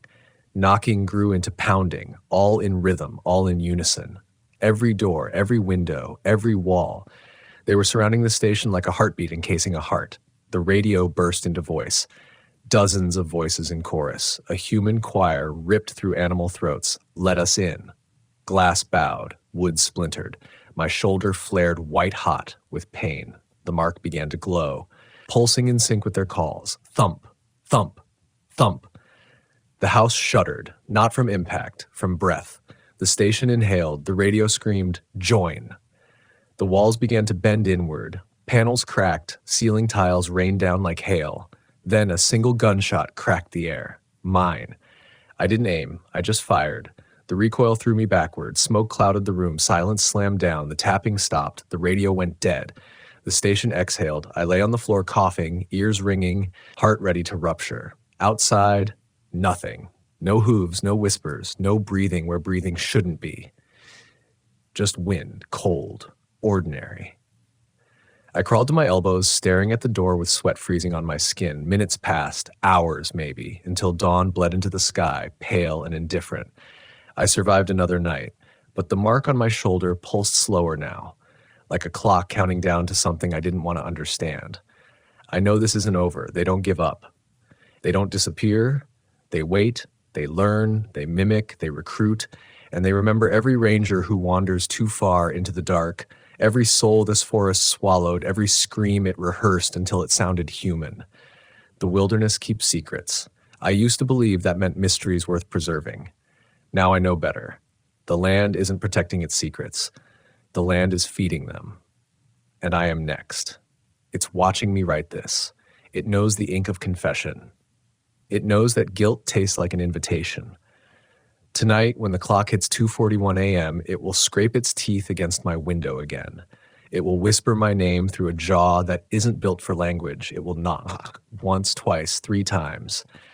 And when I finally break, when exhaustion opens the door instead of courage, I will vanish like Isaac, like Annie, like that family, like every story that gets buried under roots and stone.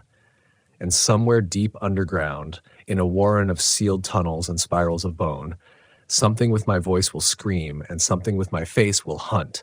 Do not come looking for me. Do not report my disappearance. No one disappears here. Not really. We just come back wearing different shapes. They gave me 7 days off. Mandatory psychological rest, they called it. I didn't fight them. I packed a small bag, grabbed a few essentials, and drove south. Far from the station, far from the tree line that seemed to lean closer every time I blinked. The first night in the motel, I slept with all the lights on. No tapping, no static, no voices, but sometime after midnight, I woke gasping, dream buried in a tunnel of spiraled bone. For a moment, I thought I'd screamed. The silence told me I hadn't. Morning came too slow. I sat at the breakfast counter, nursing burnt coffee, staring into the chrome reflection of a napkin dispenser. The mark on my shoulder throbbed beneath my shirt, still there, still warm. A tourist sat 5 stools away, flipping through last month's local newspaper. She frowned, turned a page. Something in the corner of my eye made the hair on my arms lift. Black and white photo. Headline: 3 missing campers believed dead. Remains may indicate animal attack. The image beneath showed a sheriff's deputy holding a small object in a bag, a child's shoe.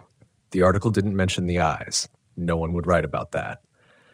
The woman caught me staring and offered a half smile before putting the paper aside. "You working up there?" she asked. "The park?" I nodded. "Beautiful land," she said. "Too quiet for me, though." She paid for her meal and left. A few minutes later, I heard her car start. One long honk, then silence. When I stepped outside, the lot was empty. No taillights, no car, no tire tracks. My coffee turned bitter in my throat. I drove back to the park boundary a day later, not because I wanted to, but because standing still felt like waiting for the inevitable. Trees lined the road like jurors. Mist dragged its belly over the asphalt. At the entrance sign, I pulled over. The station was still miles ahead, hidden deeper than reason.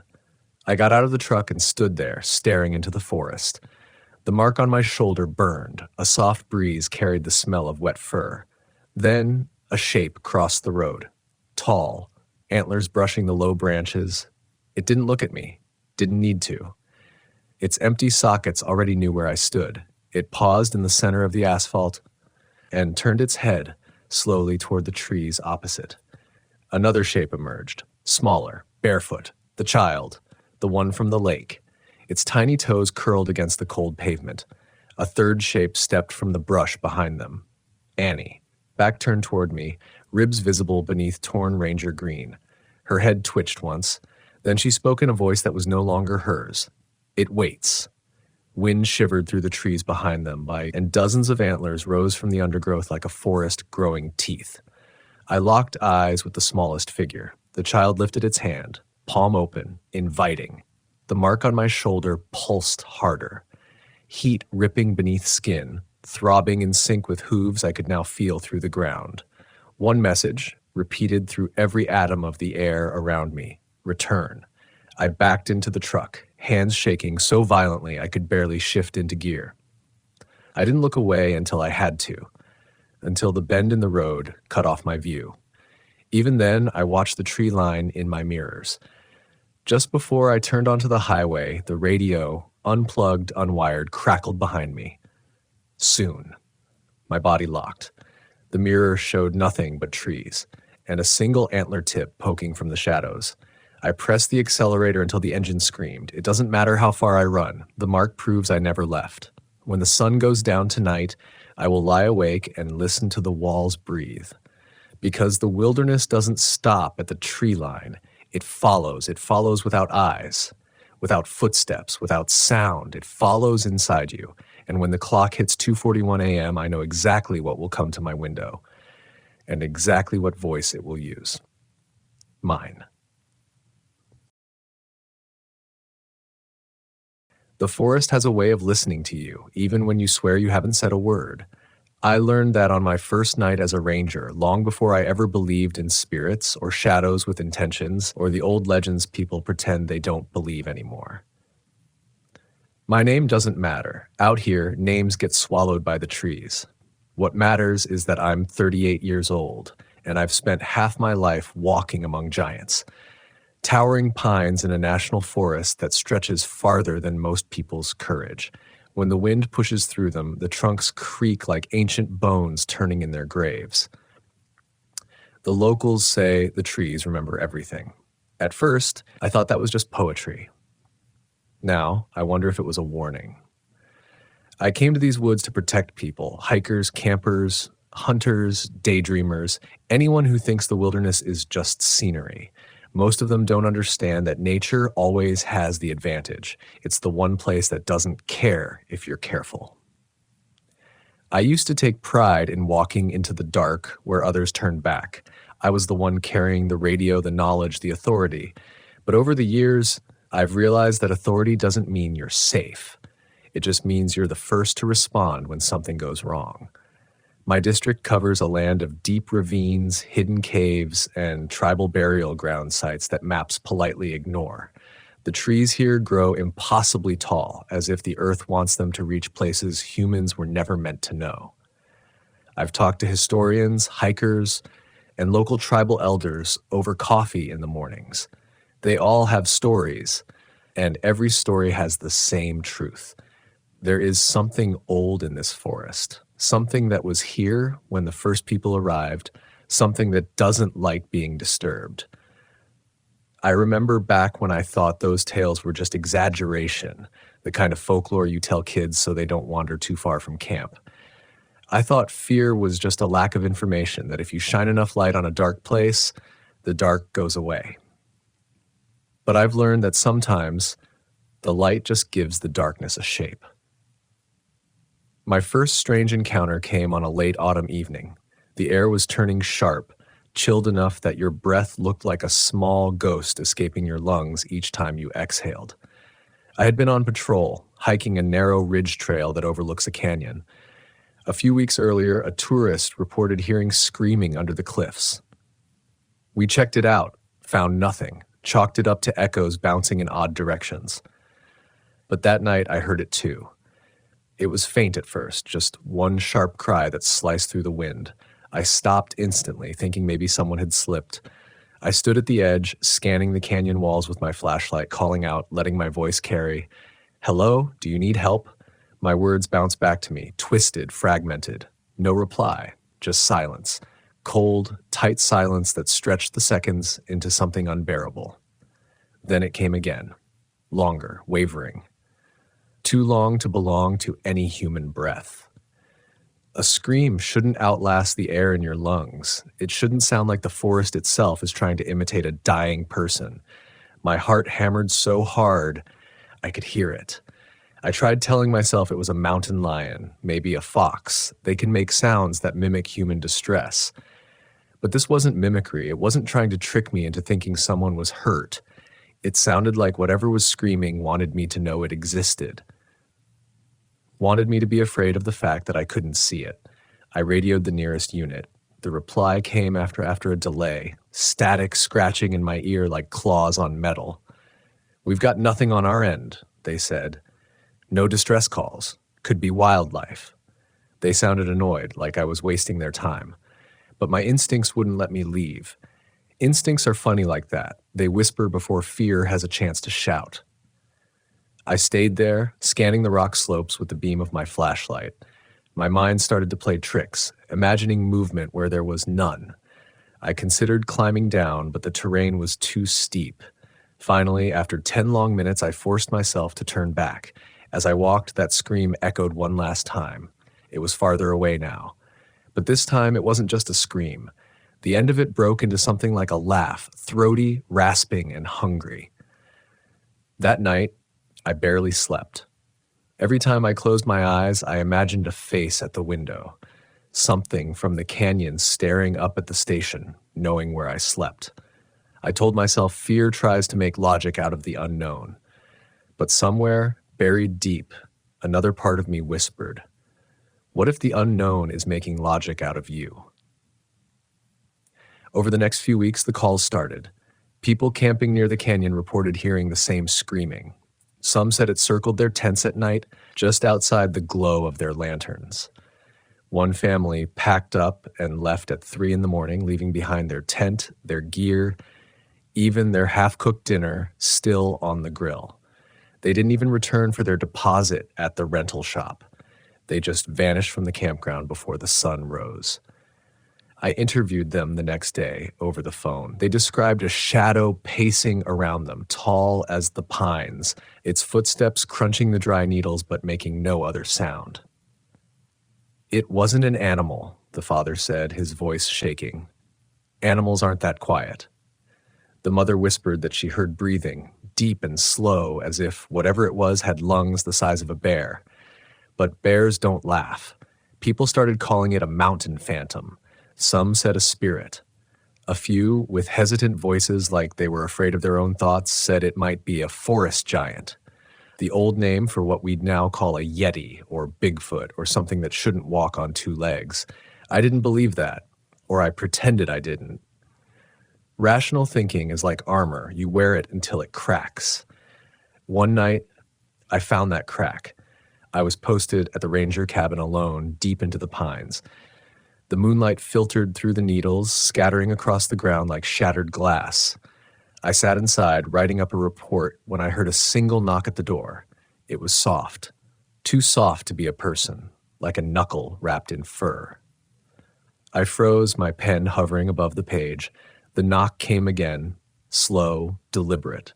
A third knock never came.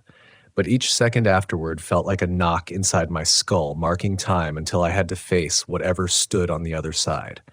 My pulse was trapped in my throat as I reached for the doorknob.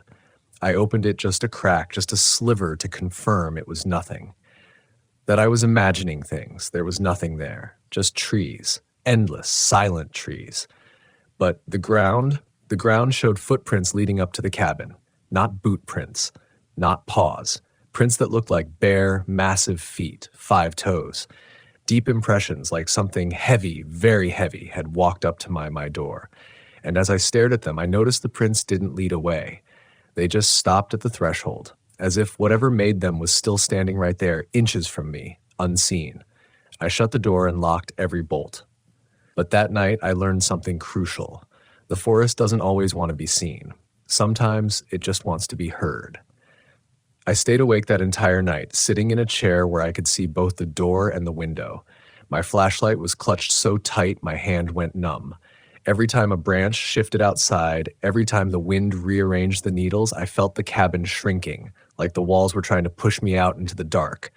I kept telling myself I wasn't afraid. I was a ranger. I knew these woods. I'd trained for emergencies. I knew how to read tracks and sounds. I had authority here, but authority doesn't mean anything when something can stand on your porch without being seen. I waited for sunrise like it was a rescue. When the first thin blade of light slipped into the room, I finally allowed myself to move. I stepped outside, hoping the footprints would look different in daylight, maybe become something familiar, something human. But the morning only made them clearer, the size, the weight, the impossible stride. I followed the tracks, each step making my stomach twist tighter. They led to the tree line, then stopped. No scatter of earth, no fading marks, just stopped. Like the thing that walked there either flew away or vanished straight into the bark. That morning, I drove into the nearest small town for supplies and caffeine, strong enough to quiet a racing heart. At the cafe, the locals stared like they could see the night hanging off me. One old man, his hands stained with decades of sap and soil, pulled up a chair beside me without asking permission. He leaned forward and tapped 2 fingers against the table. 3 slow taps, mimicking the knocks I'd heard. "You heard it, didn't you?" he asked. I didn't respond at first. Fear has a way of making you lie out of instinct. But then I nodded, just once. He didn't blink. "You didn't see it, though." "No," I whispered. "That's good," he said. "Seeing it changes you." I wanted to press for more. What it was, why anyone would stay here if they knew something like that was real. But before I could form the question, he stood and walked away. His coffee was still full. He didn't look back. That was the first time I learned something about these woods. The people who know the truth don't share it, because sharing it means remembering it. Weeks passed without another incident. I threw myself into routine, trail maintenance, visitor safety talks, mediation between campers who fought over firewood like children. I convinced myself that fear could be forgotten, smothered beneath responsibility. But fear doesn't forget you. The second encounter came in winter.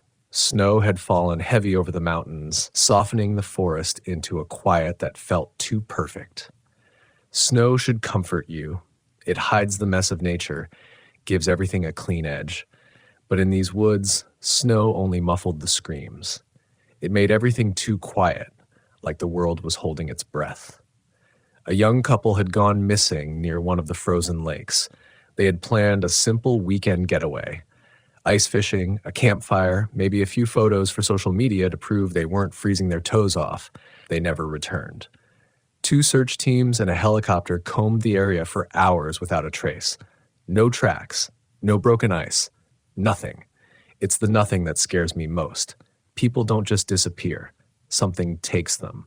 I stayed behind after the others returned to base, unwilling to leave that lake unanswered. The sun had dipped into the tree line, pouring cold shadows across the snow. My boots crunched through layers that hadn't yet been disturbed. On the far shore, the ice looked thinner, darker, like something beneath the surface was shifting slowly. I knelt down, brushing snow aside with my glove.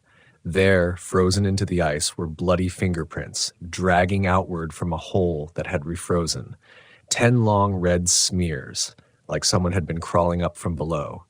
Pain surged through my chest, a reflex of empathy so sharp it felt physical. They had tried to climb out. They almost made it. But as I stared at those prints, I realized something that pushed my fear into another realm. There were only 10 marks, 2 hands, but no footprints. Whatever pulled itself from the lake didn't walk forward. It knelt there, stood up, and vanished. The thought made the cold feel alive beneath me. I stepped back instinctively as though the ice could open again and swallow me whole. But the horror didn't stop at the shore. I noticed something else. Trees across the bank had scratches carved into them high above my head. Deep grooves, clawed and spaced exactly like fingers stretching through bark. I raised my flashlight, letting the beam dance across the tree line. Every tree held the same wounds.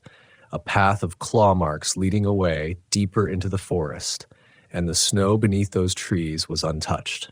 No tracks again. It was as if whatever came out of that lake never touched the ground. The radio crackled on my shoulder, startling me so hard I almost threw it into the water. "Unit 7, you still near the lake?" the voice asked. I forced to stay steady as I answered, but my words betrayed me, spoken too fast, too tight. "Yeah, I found some signs, I think." A long burst of static cut me off, but beneath the static I heard something else. A sound I will never forget. Something breathing, groaning. A wet sound like air pushing through lungs full of water. I backed up so fast I slipped on the ice. The edge cracked behind me, a thin splintering sound that threatened to open a grave. I ran. I didn't care how humiliating that was. My boots slid across the slick surface, and when I reached solid snow, I didn't stop. I didn't look back. I didn't want to know if anything was following. I only stopped running once I could see the ranger truck through the trees. Back at base, nobody wanted to hear what I found. They wanted facts, tracks, prints, debris, evidence that made sense. What I had wasn't evidence.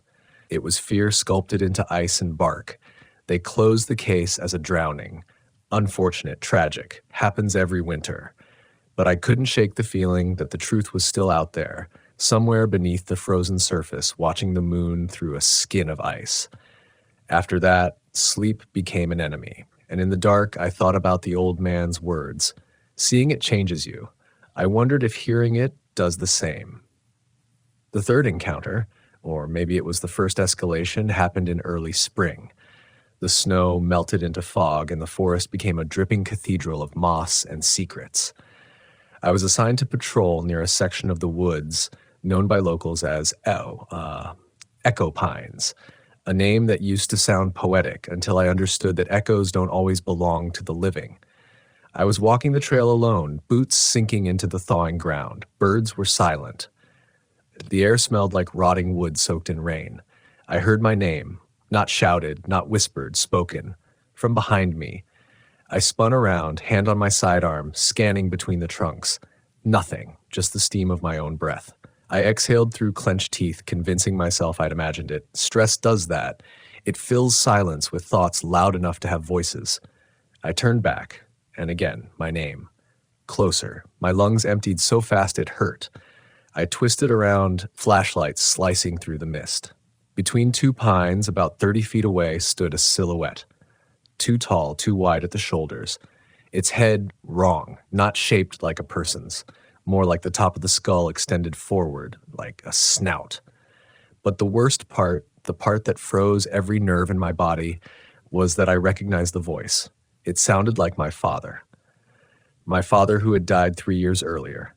I took one step back. The figure took one step forward. Branches shifted. Something thick dragged against the bark. The ground trembled with its weight. I should have run. Every instinct screamed at me to flee. But fear is a paradox. It roots you to the earth you want to escape. Only when the silhouette tilted its head, staring, listening, I broke. I ran without direction, without thought, just a frantic animal desperate to reach daylight. Behind me, the sound of trees bending, not breaking, bending, like something enormous was pushing through them carefully, deliberately. I didn't stop until I burst out of the tree line into a clearing, collapsing beside a fallen log, lungs stabbing for air. I waited, shaking, flashlight trembling in my grip. But nothing emerged. The forest swallowed itself again. Later, when I returned with backup, the trees in that section bent inward, trunks curved unnaturally toward the trail, like they had grown to see who walked there. It never called my name again. Sometimes that feels like mercy. Sometimes it feels like disappointment. Because whatever it was, it knew me. And now, I think it's waiting for me to know it back. After that day in Echo Pines, something inside me shifted. The forest didn't feel like a place I worked anymore.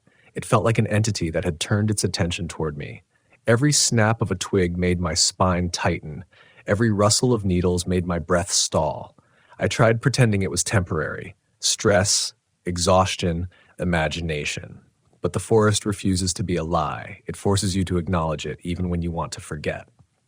The chief ranger noticed I'd been quieter, more withdrawn. He sent me on lighter patrols, closer to visitor areas, as though proximity to people might dilute whatever shadow had started following me. But people bring their own shadows. One evening just after sunset, I found a hiker sitting at a picnic table near the lodge. He was staring at the tree line, unmoving, like the world beyond the last row of lights had captivated him.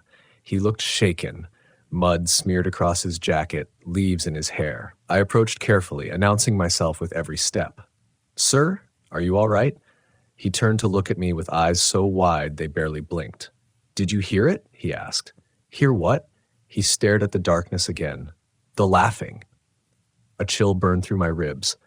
"Where were you hiking?" I asked. "Up by the ridge, near the canyon." His voice cracked like a snapped branch. Something followed me. It didn't want me to look at it, but it didn't want me to leave either. I gently guided him inside, gave him water, tried to calm him down enough to explain. He didn't talk much, but one phrase stuck, murmured again and again, like a mantra or a memory he couldn't quiet. "It knows your name if you look back."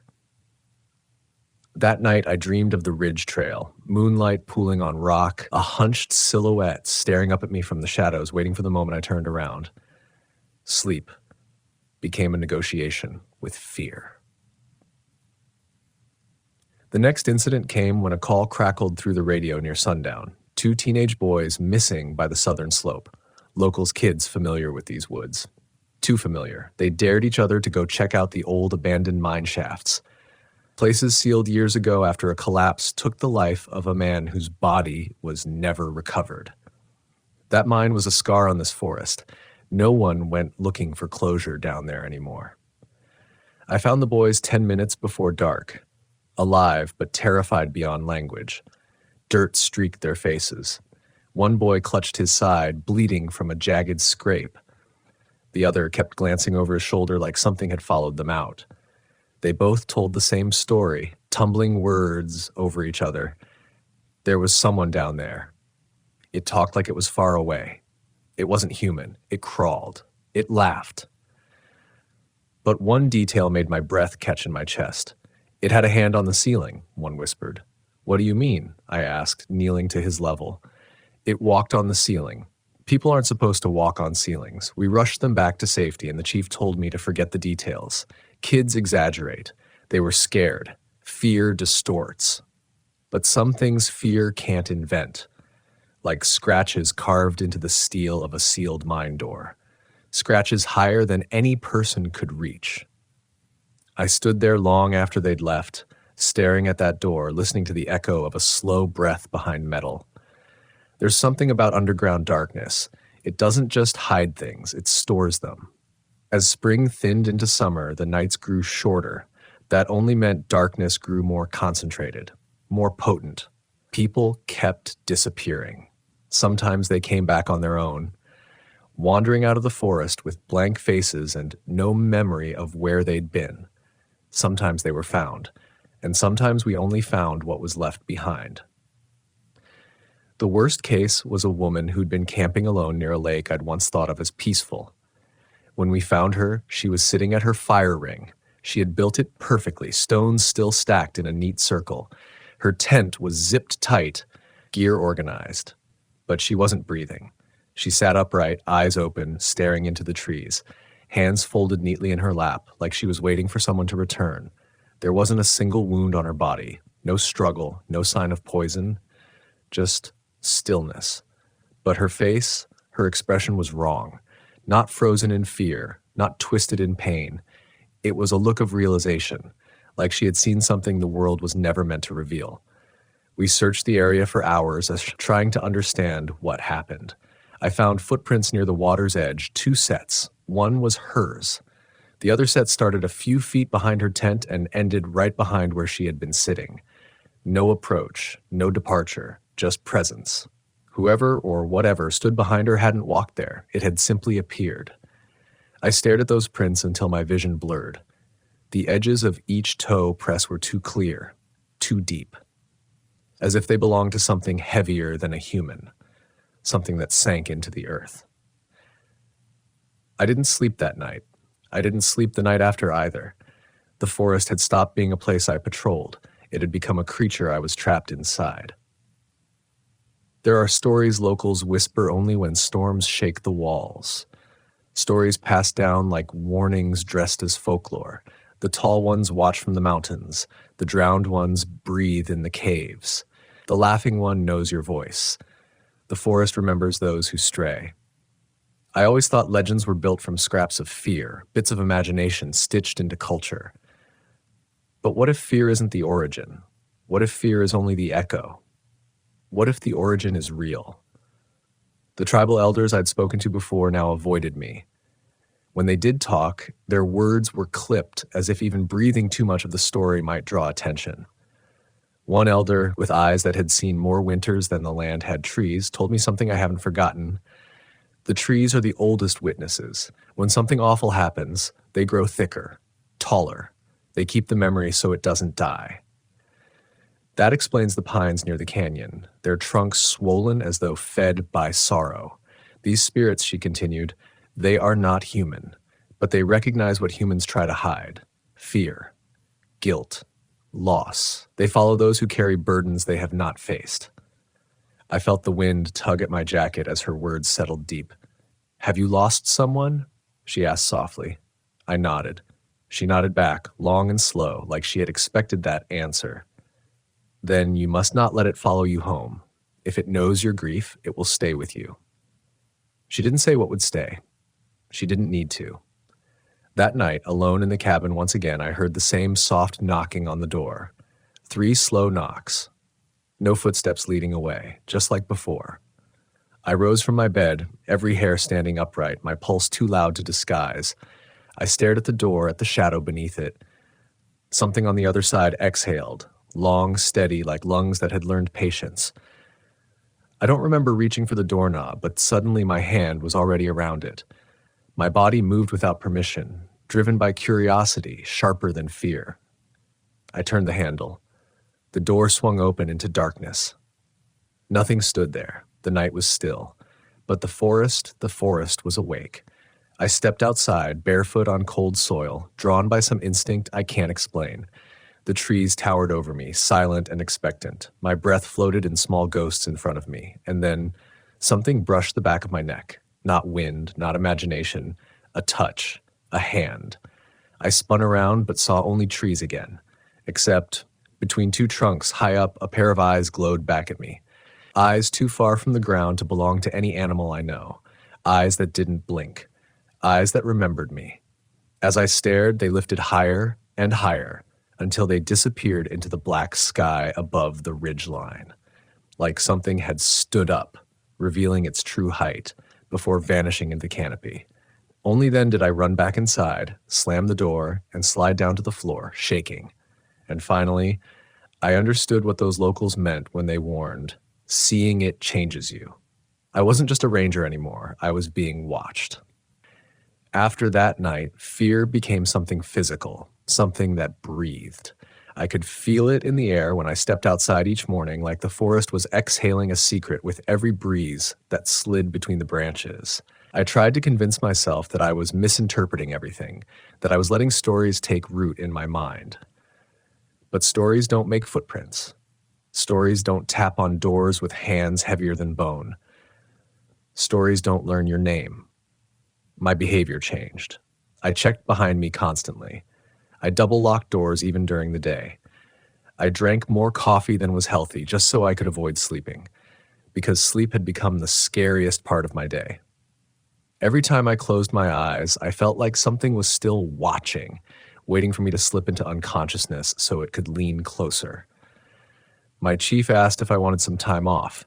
He said I looked rattled. I almost said yes. I almost told him I was terrified. But the forest had a different grip on me now. Leaving it felt like letting something hunt me in unfamiliar territory.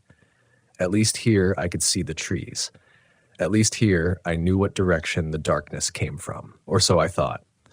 One evening, I got called to respond to screaming in the campground, again near the canyon.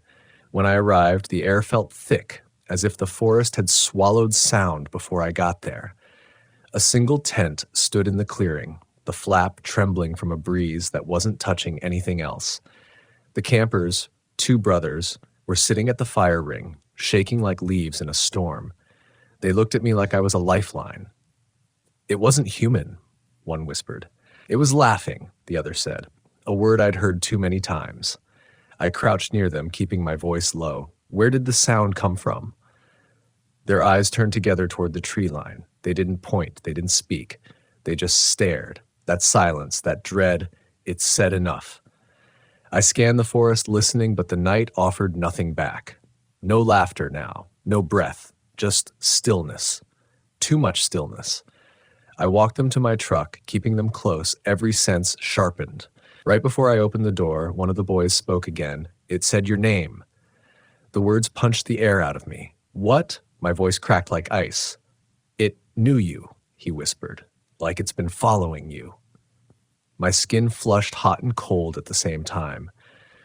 But I forced a steady nod, got them inside, and drove them out without letting them look back. As soon as I dropped them off at the station, I returned to that campground alone. I don't know why. Maybe I wanted to face whatever was stalking me. Maybe I was too tired of running. Maybe I wanted proof, something undeniable that would end the gaslighting my own mind was doing. I stepped into the clearing. The fire had died down, the last embers glowing like angry eyes.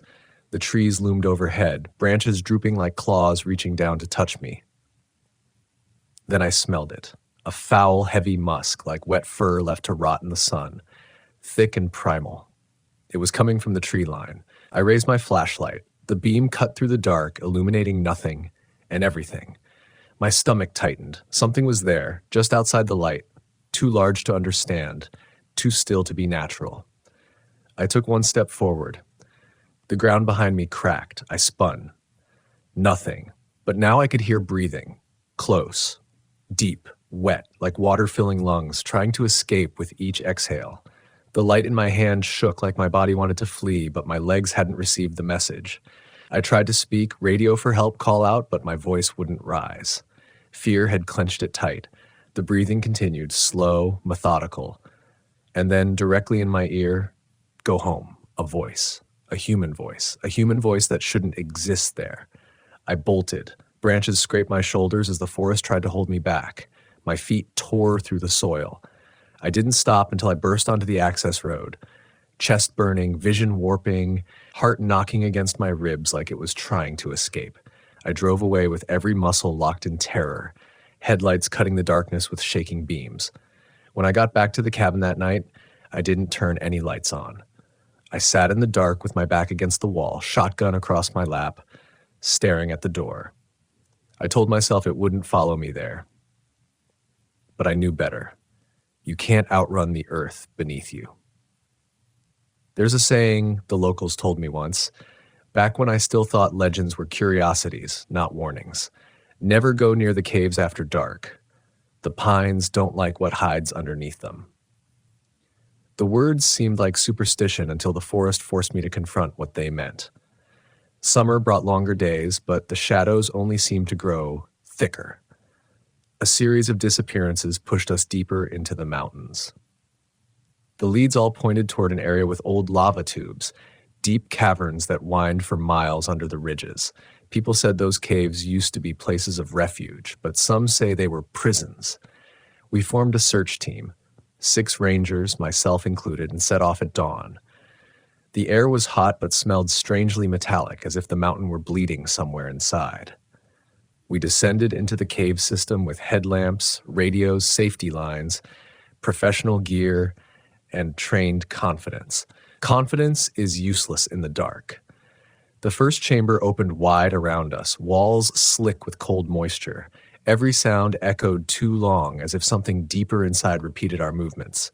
We moved onward, carefully marking our path. At one point, the ground trembled beneath us, just a rumble at first, but then a deeper shift, like something underneath had rolled over in its sleep. We stopped, frozen. Silence. Then, from the tunnel ahead, came a noise that didn't belong to underground stone. Footsteps. Slow, deliberate, heavy. They echoed toward us, then stopped. Someone or something was standing just beyond the curve of the passage. Our radio hissed with static. The static cracked impossibly into a voice. Turn around. We did, not by choice, by instinct. Our lights swept behind us, and that's when we saw them. Not creatures, not ghosts, handprints, hundreds of them, pressed into the walls. Some tiny like children's palms, others huge, spanning nearly from my elbow to wrist, fresh, wet, as though hands had peeled themselves out of the rock minutes ago. One of the newer rangers began to hyperventilate. He begged to leave. The chief told him to breathe, to stay focused. But fear disobeys orders. My light drifted to the ceiling. There were handprints there too, as if something had crawled above us, watching, waiting.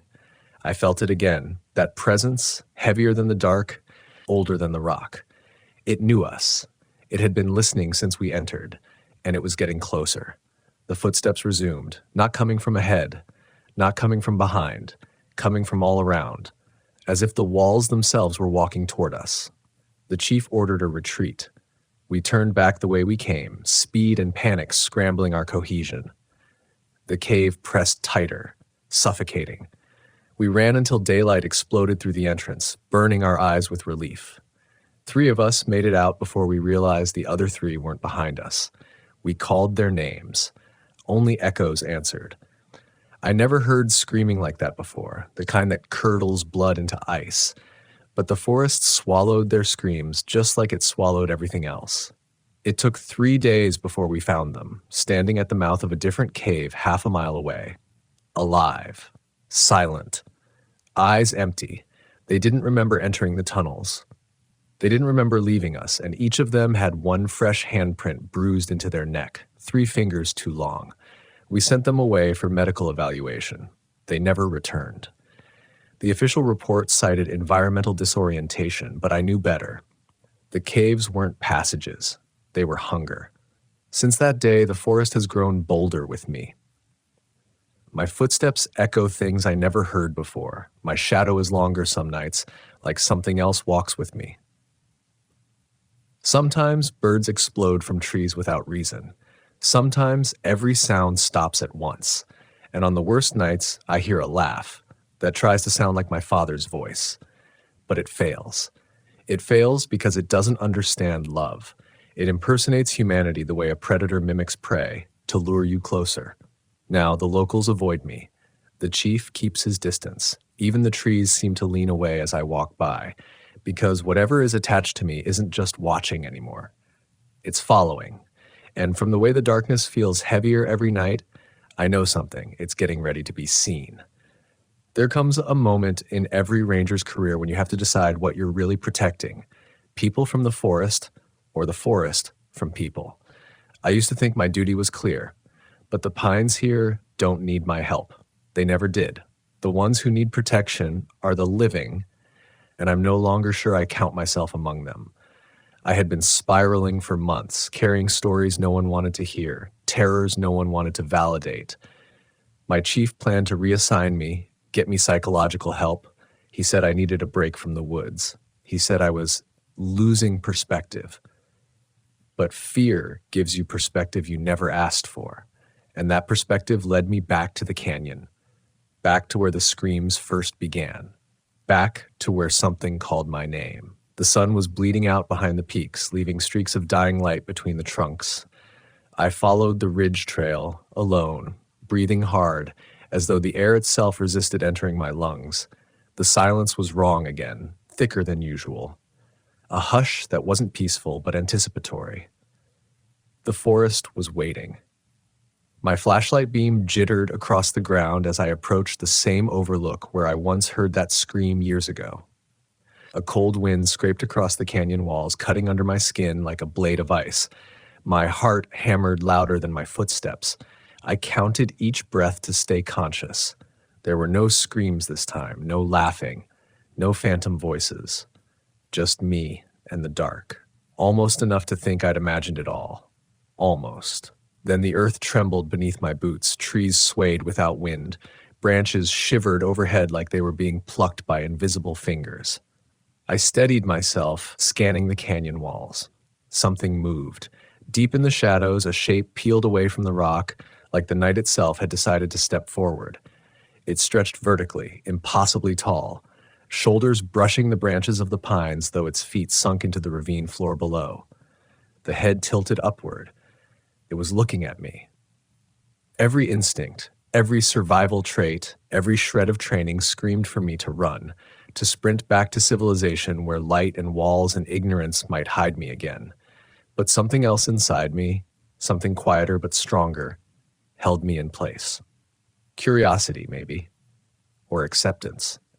The shape climbed upward, not scrambling, not leaping, rising, as though the canyon walls bent to deliver it closer.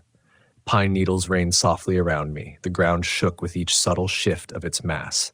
When the height of the trees couldn't hide it anymore, moonlight poured across the creature like spilled mercury. For the first time, I saw it. Not fully, but enough. A mammoth figure covered in coarse, dark fur that moved like smoke. Its arms hung too long, ending in broad hands with fingers like thick roots. The chest expanded with slow breaths that sounded like wind dragging over stone. But its face, oh God. Its face looked like stone carved from a nightmare. The jaw too wide, teeth too many, eyes sunken deep into the skull, glowing faintly with a pale, mournful light. Not animal, not man. Something older, something that remembered before memory existed. I stumbled back, breath torn from me. Its head turned, tracking me calmly, not advancing, just watching, like it expected something from me. Then it spoke. But its mouth didn't move. The voice came from everywhere around me, and from my own memories. You carry sorrow. The words scraped across the inside of my skull like claws. You hear what others ignore. I wanted to scream, to defend myself, to deny everything, but fear welded silence into my throat. You remember the dead. My father's face flashed in my mind. The hospital bed, the machines, the moment the line went flat. My knees buckled, the creature stepped closer, inch by inch, towering, casting a shadow that swallowed me whole. We protect the forgotten. Its voice was a storm hitting bone. We devour what doesn't belong. My body shivered violently. I forced a whisper. What do you want from me? The forest exhaled. Every branch turned toward me at once, creaking like spines twisting. The creature crouched, massive elbows brushing the ground, eyes level with mine now, too close, too real. To show you what you already know. It lifted one enormous arm and extended a finger to the soil beside me. As it pressed down, the earth cracked. The ground trembled again, once, twice, then split open in a jagged line. I stared into the fracture. Bones, small bones, human bones, dozens of them, tangled together in silent screams, hands reaching upward, frozen in the dirt, the same direction the trail of claw marks had always pointed. The truth carved itself into my mind like a blade. The forest hadn't been taking people. It had been burying them, keeping them, hiding them just beneath our boots. My heart thrashed wildly. I looked up again and realized the creature wasn't just looking at me. It was waiting for me to understand. And I did. Finally. This thing wasn't hunting, it was guarding against us. We who drill and cut and build without reverence. We who bury guilt instead of facing it. We who forget the dead. We are the trespassers, the intruders, the ones nature fears. The creature leaned forward, breath a cold mist across my face. Its voice was a whisper that thundered through my veins. You are not our enemy. The pines bowed in the windless dark, unless you choose to be. The eyes dimmed, the towering form receded, folding back into the forest, melting into root and shadow and silence. Not gone, never gone, just unseen again. The crack in the earth sealed itself shut. The woods returned to their quiet pulse. And I stayed kneeling there, hands buried in the soil of a graveyard I had patrolled for years without seeing. I cried. I don't know how long. When I finally stood, my legs shook violently, but something inside me was steadier than before. The fear was still there, but changed, tempered by revelation, hardened into resolve. Because I finally understood my role. Not a protector of people, not a guardian of convenience or safety or tourism, but a witness. The last witness these woods will tolerate. I returned to the station long after midnight. The chief tried to ask questions. I had no answers he would believe. He looked at me like a man looks at someone who's already halfway disappeared into the dark. Maybe he was right. I took leave the next day, told them I needed distance, but I didn't go far. I built a small cabin close enough to hear the pines breathe. I walked the tree line every night. I listened for footsteps, for laughter, for the voice that can steal the shape of people I've loved. And when the wind carries stories through the needles, I stop. I honor them. I let the forest know I'm still here. I no longer fear the darkness because the darkness knows me now. It trusts me. And I've made a promise. I will remember those this place chooses to keep, and I will warn those foolish enough to think the woods are empty. When hikers ask about legends, I don't laugh anymore. I tell them what they need to hear. Don't stray from the trails. Don't ignore instinct. Don't follow voices you recognize. And whatever you do, never look into the trees when they start whispering your name, because the forest remembers. And out here, the pines have spirits, and they whisper still.